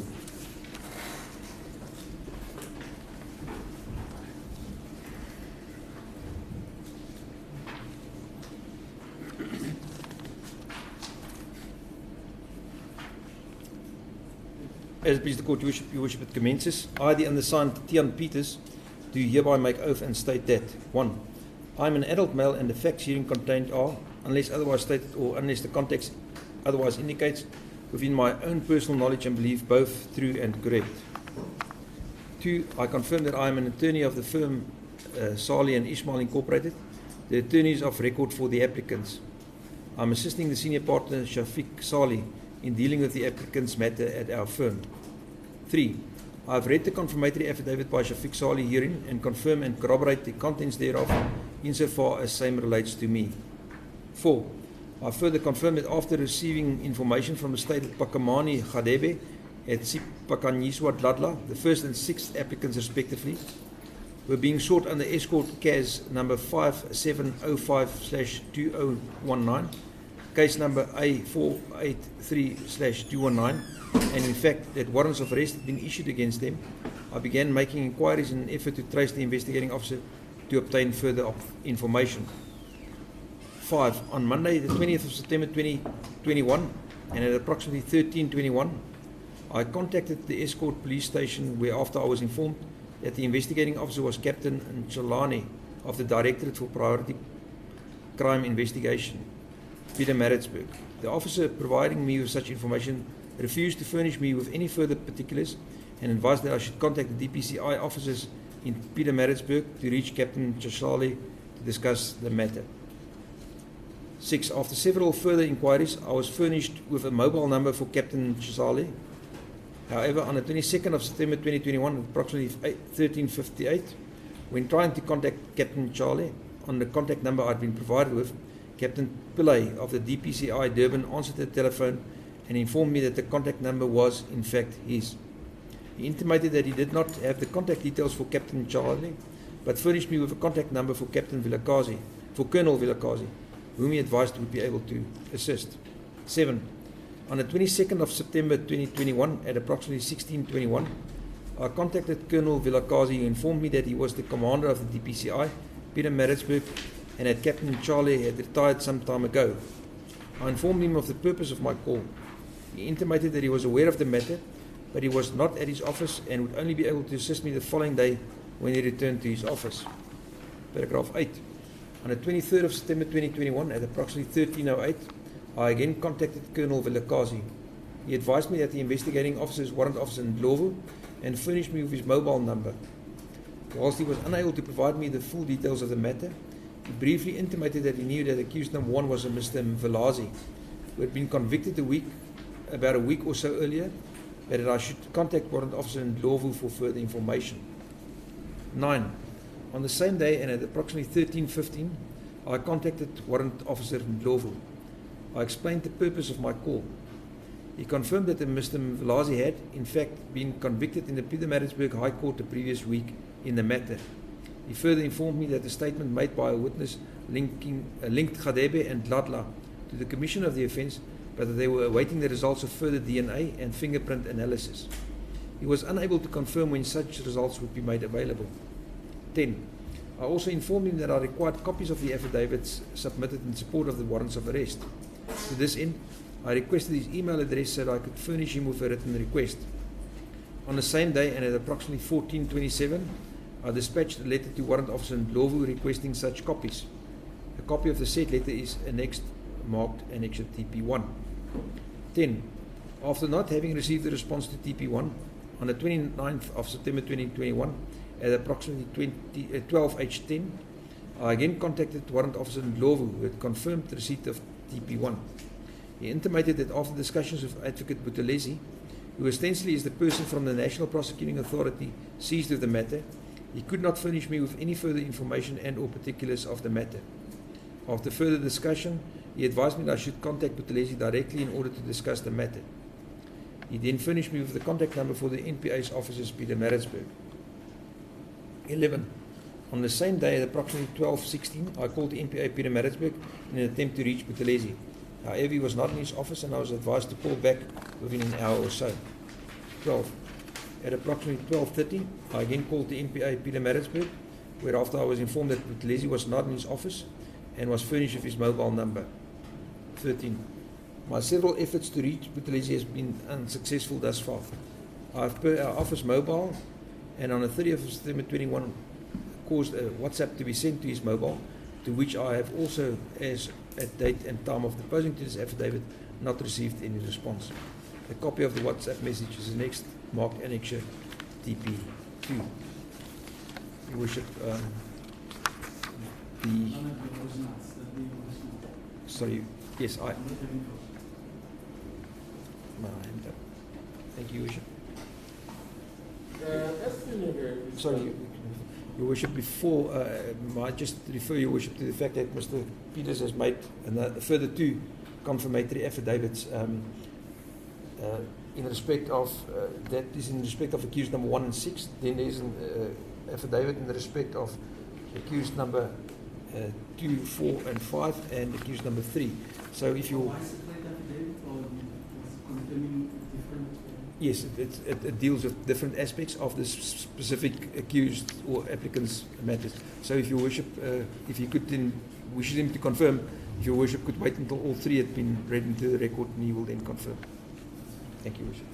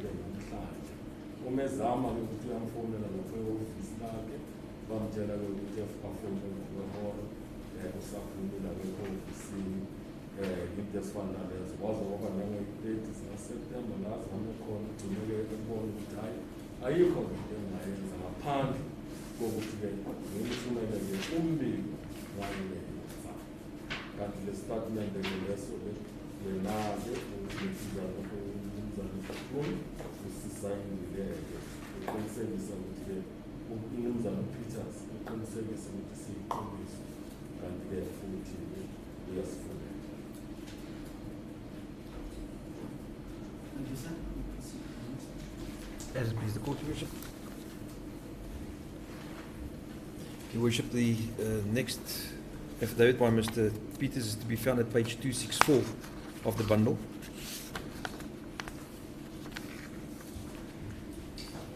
And this deals with accused number 3, third applicant's application, Your Worship.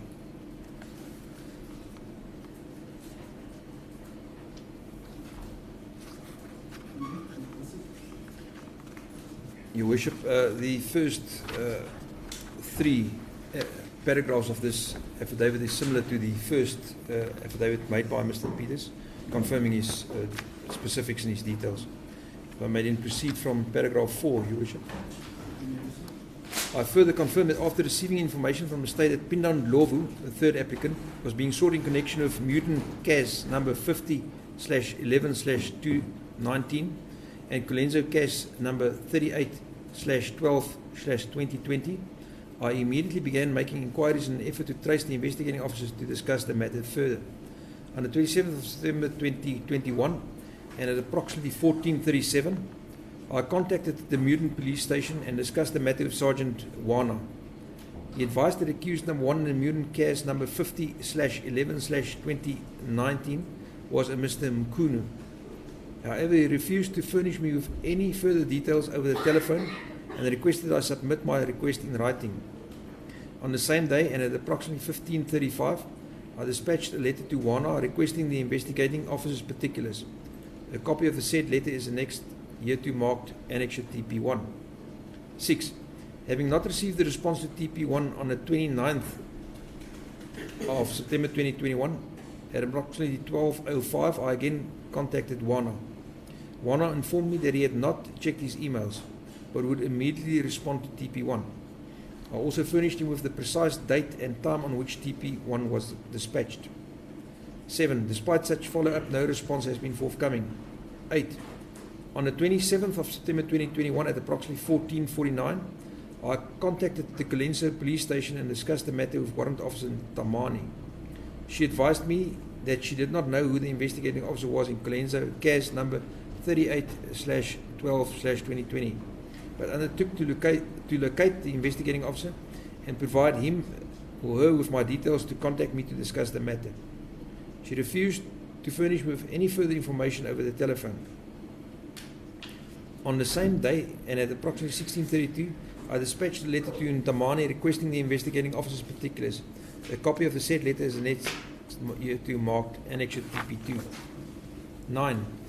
On the 29th of September 2021 at approximately 11:45, I contacted Ntamani to again discuss the matter after she had left a message for me to contact her. She advised that the matter was related to a business robbery that had occurred sometime in 2020 and that Ndlovu was not being sought in such matter. Despite receiving such information, I persisted with my request that I be contacted by the investigating officer, whom she had now informed me was a Sergeant Njovu Ntamane. Refused to furnish me with his contact details. She confirmed that Njovu would contact me during the course of the day. 10. On the same day at approximately 12:15, I was contacted by Njovu, who confirmed that he was the investigating officer in the matter. After briefly setting out the reasons for me having contacted him, he intimated that the matter related to charges of a business robbery and attempted murder that occurred on the 17th of December 2020, when 6 suspects entered the premises, all in possession of firearms. He further advised that no arrests had been made thus far and that Ndlovu was not a suspect who is currently being sought in the matter, or in fact that he has ever been sought in the matter. He also advised me that the results of a fingerprint analysis come back as positive, but no matches have been found thus far. 11. After such discussions, he confirmed that should any information be received linking Ndlovu to the matter, he would inform me immediately. I had conveyed to him that we held instructions to hand our client over in the event of him being sought and of course being released on bail in this matter. Bishop, this matter also. Yes. Senior statement is something reported. Now the start. Today, since we are talking today now. What told that start in a matter it's a Monday, cast number 50/11. Case number 38/12/2020. Tema tola the last was Ramadan to that May 27. Exactly those September 2023. Walk on again, police again, Monday, but tola the sergeant, one and the was again, each other behind each other. Now I equal in the as I go to them. One girl and then we are now was to the in one, who again who says one. And the copier corner in TP1. Woman said, Kulusan and I, the May 29, as last September 2005 was to 14 and food. One thing that one I love the guy was one who's our sister, and I don't know Tema Suala for 27, while two of the stations were told away who were the officers of man. No one of the officers of man, one gentleman to get agas to ban, says, one of the food to a together, a funeral to the seaside, which have it, but no particular love. Also, to the food, Nakona, May 29th, last September, when it was a 12, wow, one team that they would have was we are in general with the Kunosala, Lobamba, the Inkus, the Bula, and the little color can't get away and lose an impose. I'll speak by some, I'll soon move to the police. They look at them, the sergeant with Unjo Vogue was a command and was 12. I'll let it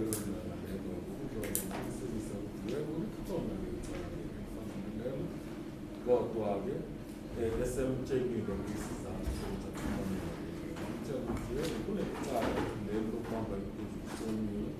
and get food in looks of the 17th December 2020 and get another song about his two parties about the Basonia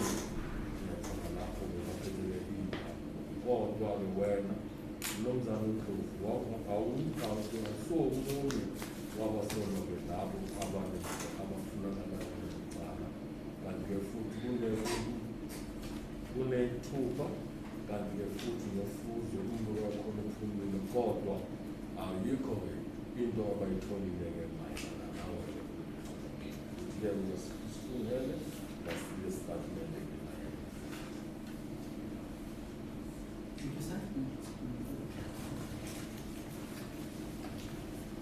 As it pleases the court, Your Worship, the third affidavit by Mr. Tian Peters merely contains the same introductory paragraphs and merely confirms the contents of Mr. Sali insofar as far as Mr. Sali's affidavit relates to him.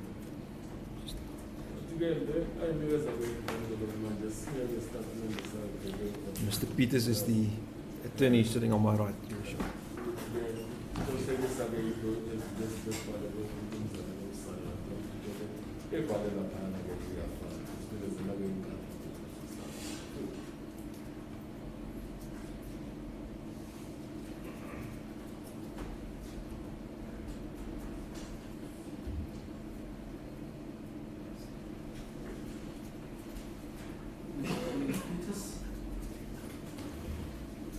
these three affidavits seem that you've been signed by the deponent. Did you sign the affidavits concerning the contents thereof? Yes, indeed, Your Worship. I confirm that those three affidavits before you have been signed by myself, and I do confirm the contents of all three affidavits, Your Worship. Thank you, sir. Umnumzane Peter ukuthi yebo kuyiqiniso ukuthi itatimende lezi kuye okunani ulwazi lazo ke kusayinile zothathu zontathu ke futhi ke uyavumelana ke nalokho konke okufanele itatimende. The first affidavit by Mr. Peters accepted the markets in J1. But again, isitatimende lesi sifundelo singumnumzane Peter sinkantolo samukela njengofakazi ophathekayo J1. The second one accepted the markets in J2. This is Bailey, Gandol is J2. And the third and the last one accepted the markets in J3. And there's a start of this to lab with Gandol is your father, particularly J3. As please the court, Your Worship, the further confirmatory affidavit of Mrs. Adrian Toon reads as follows. I, the undersigned Adrian Toon, do hereby make oath and state that 1. I'm an adult female and the facts herein contained are, unless otherwise stated or unless the context otherwise indicates, within my own personal knowledge and belief, both true and correct. 2. I confirm that I am employed by the firm Salih and Ismail Incorporated, the attorneys of record for the applicants. 3. I have read the confirmatory affidavit by Mr. Shafiq Salih herein and confirm and corroborate the contents thereof insofar as it relates to me. It was also duly 174, Your Worship.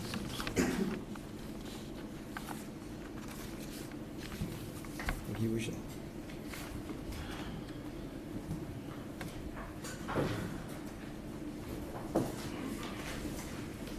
The confirmatory affidavit by Adrian Toon accepted the markets.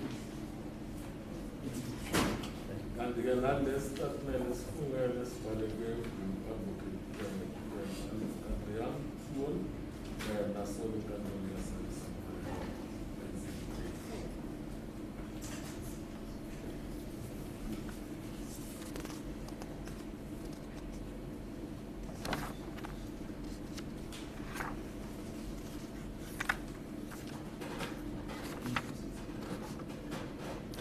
Your Worship, the further affidavit of Mr. Shafiq Salih at page 458 of your bundle.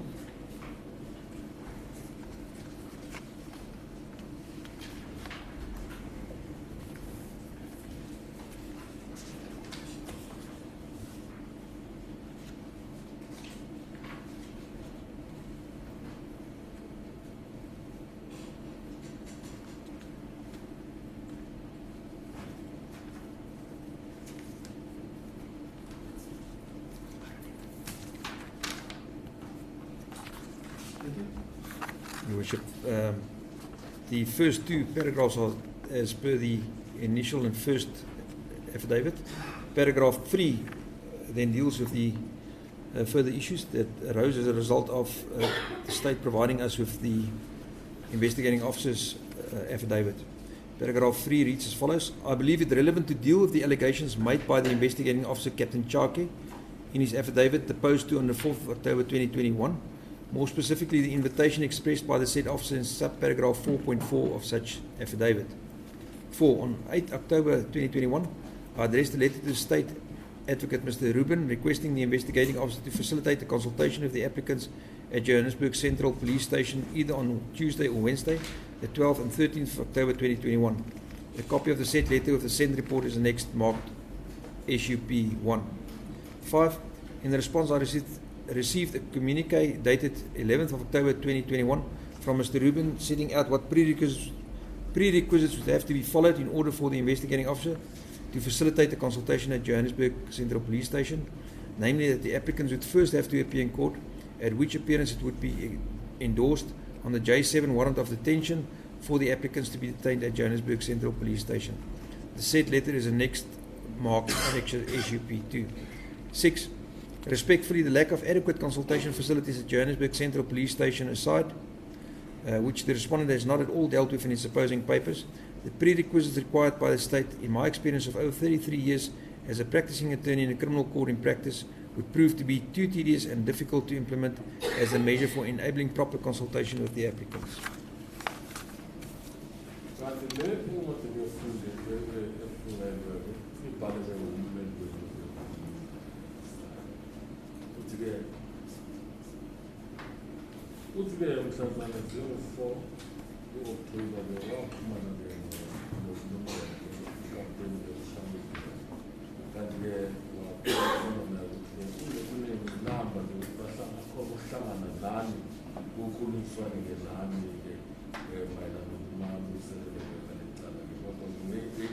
wakhulumisana no-advocate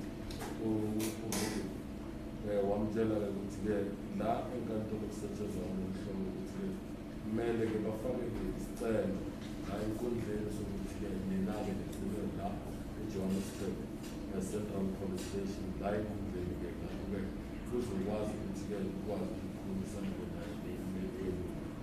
Kodwa-ke ummeli uthole-ke unenkinga yokuthi akwazi ukukhulumisana nani la police station ngenxa yokuphazamiseka-ke kwakhe-ke ngathi-ke ukuthi-ke le minyaka-ke ayisebenzile njengomlimi cha uyakuletuzana kahambisani-ke nale ndlela eyenzakele.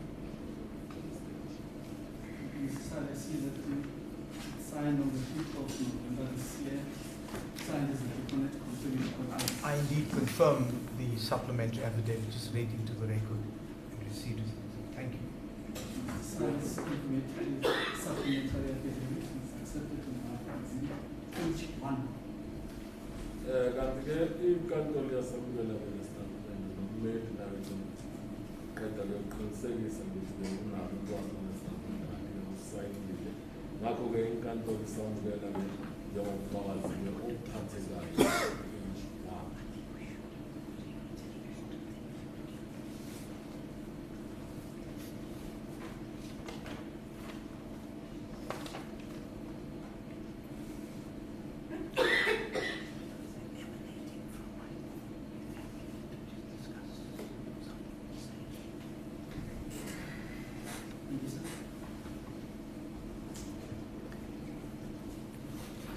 As it pleases the court, Your Worship. Your Worship, emanating from my instructing attorney's call, we would request this honourable court for a short adjournment, not more than 10 minutes, Your Worship, just to discuss some issues with my learned colleague who appears on behalf of the state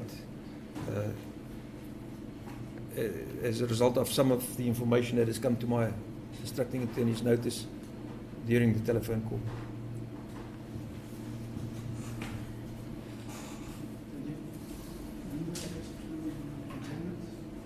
Your Worship, I just wish to highlight to the court, I'm not sure what the situation of the court is once load shedding strikes, but according to the schedule, load shedding is going to commence at 2 o'clock here. So if you can just keep that in mind with the adjournment as well.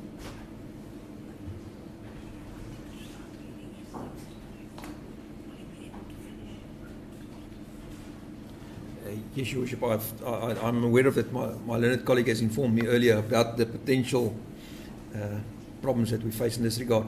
However, I think it's of the utmost importance that we just inform him of certain developments.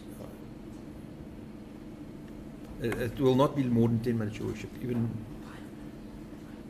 my learned instructing attorney says 5, Your Worship, but I've learned that attorneys are by nature inclined to be too positive. At this stage, the court will adjourn for 5 minutes. As it pleases the court.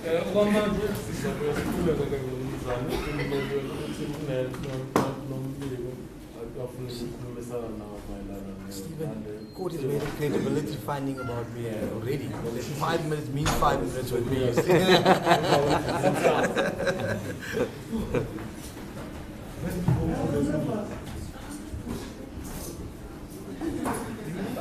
spoke to you earlier about his attorney says just during the call, I spoke with I'm referring to what I wanted to achieve. I run it by junior one, I said to her,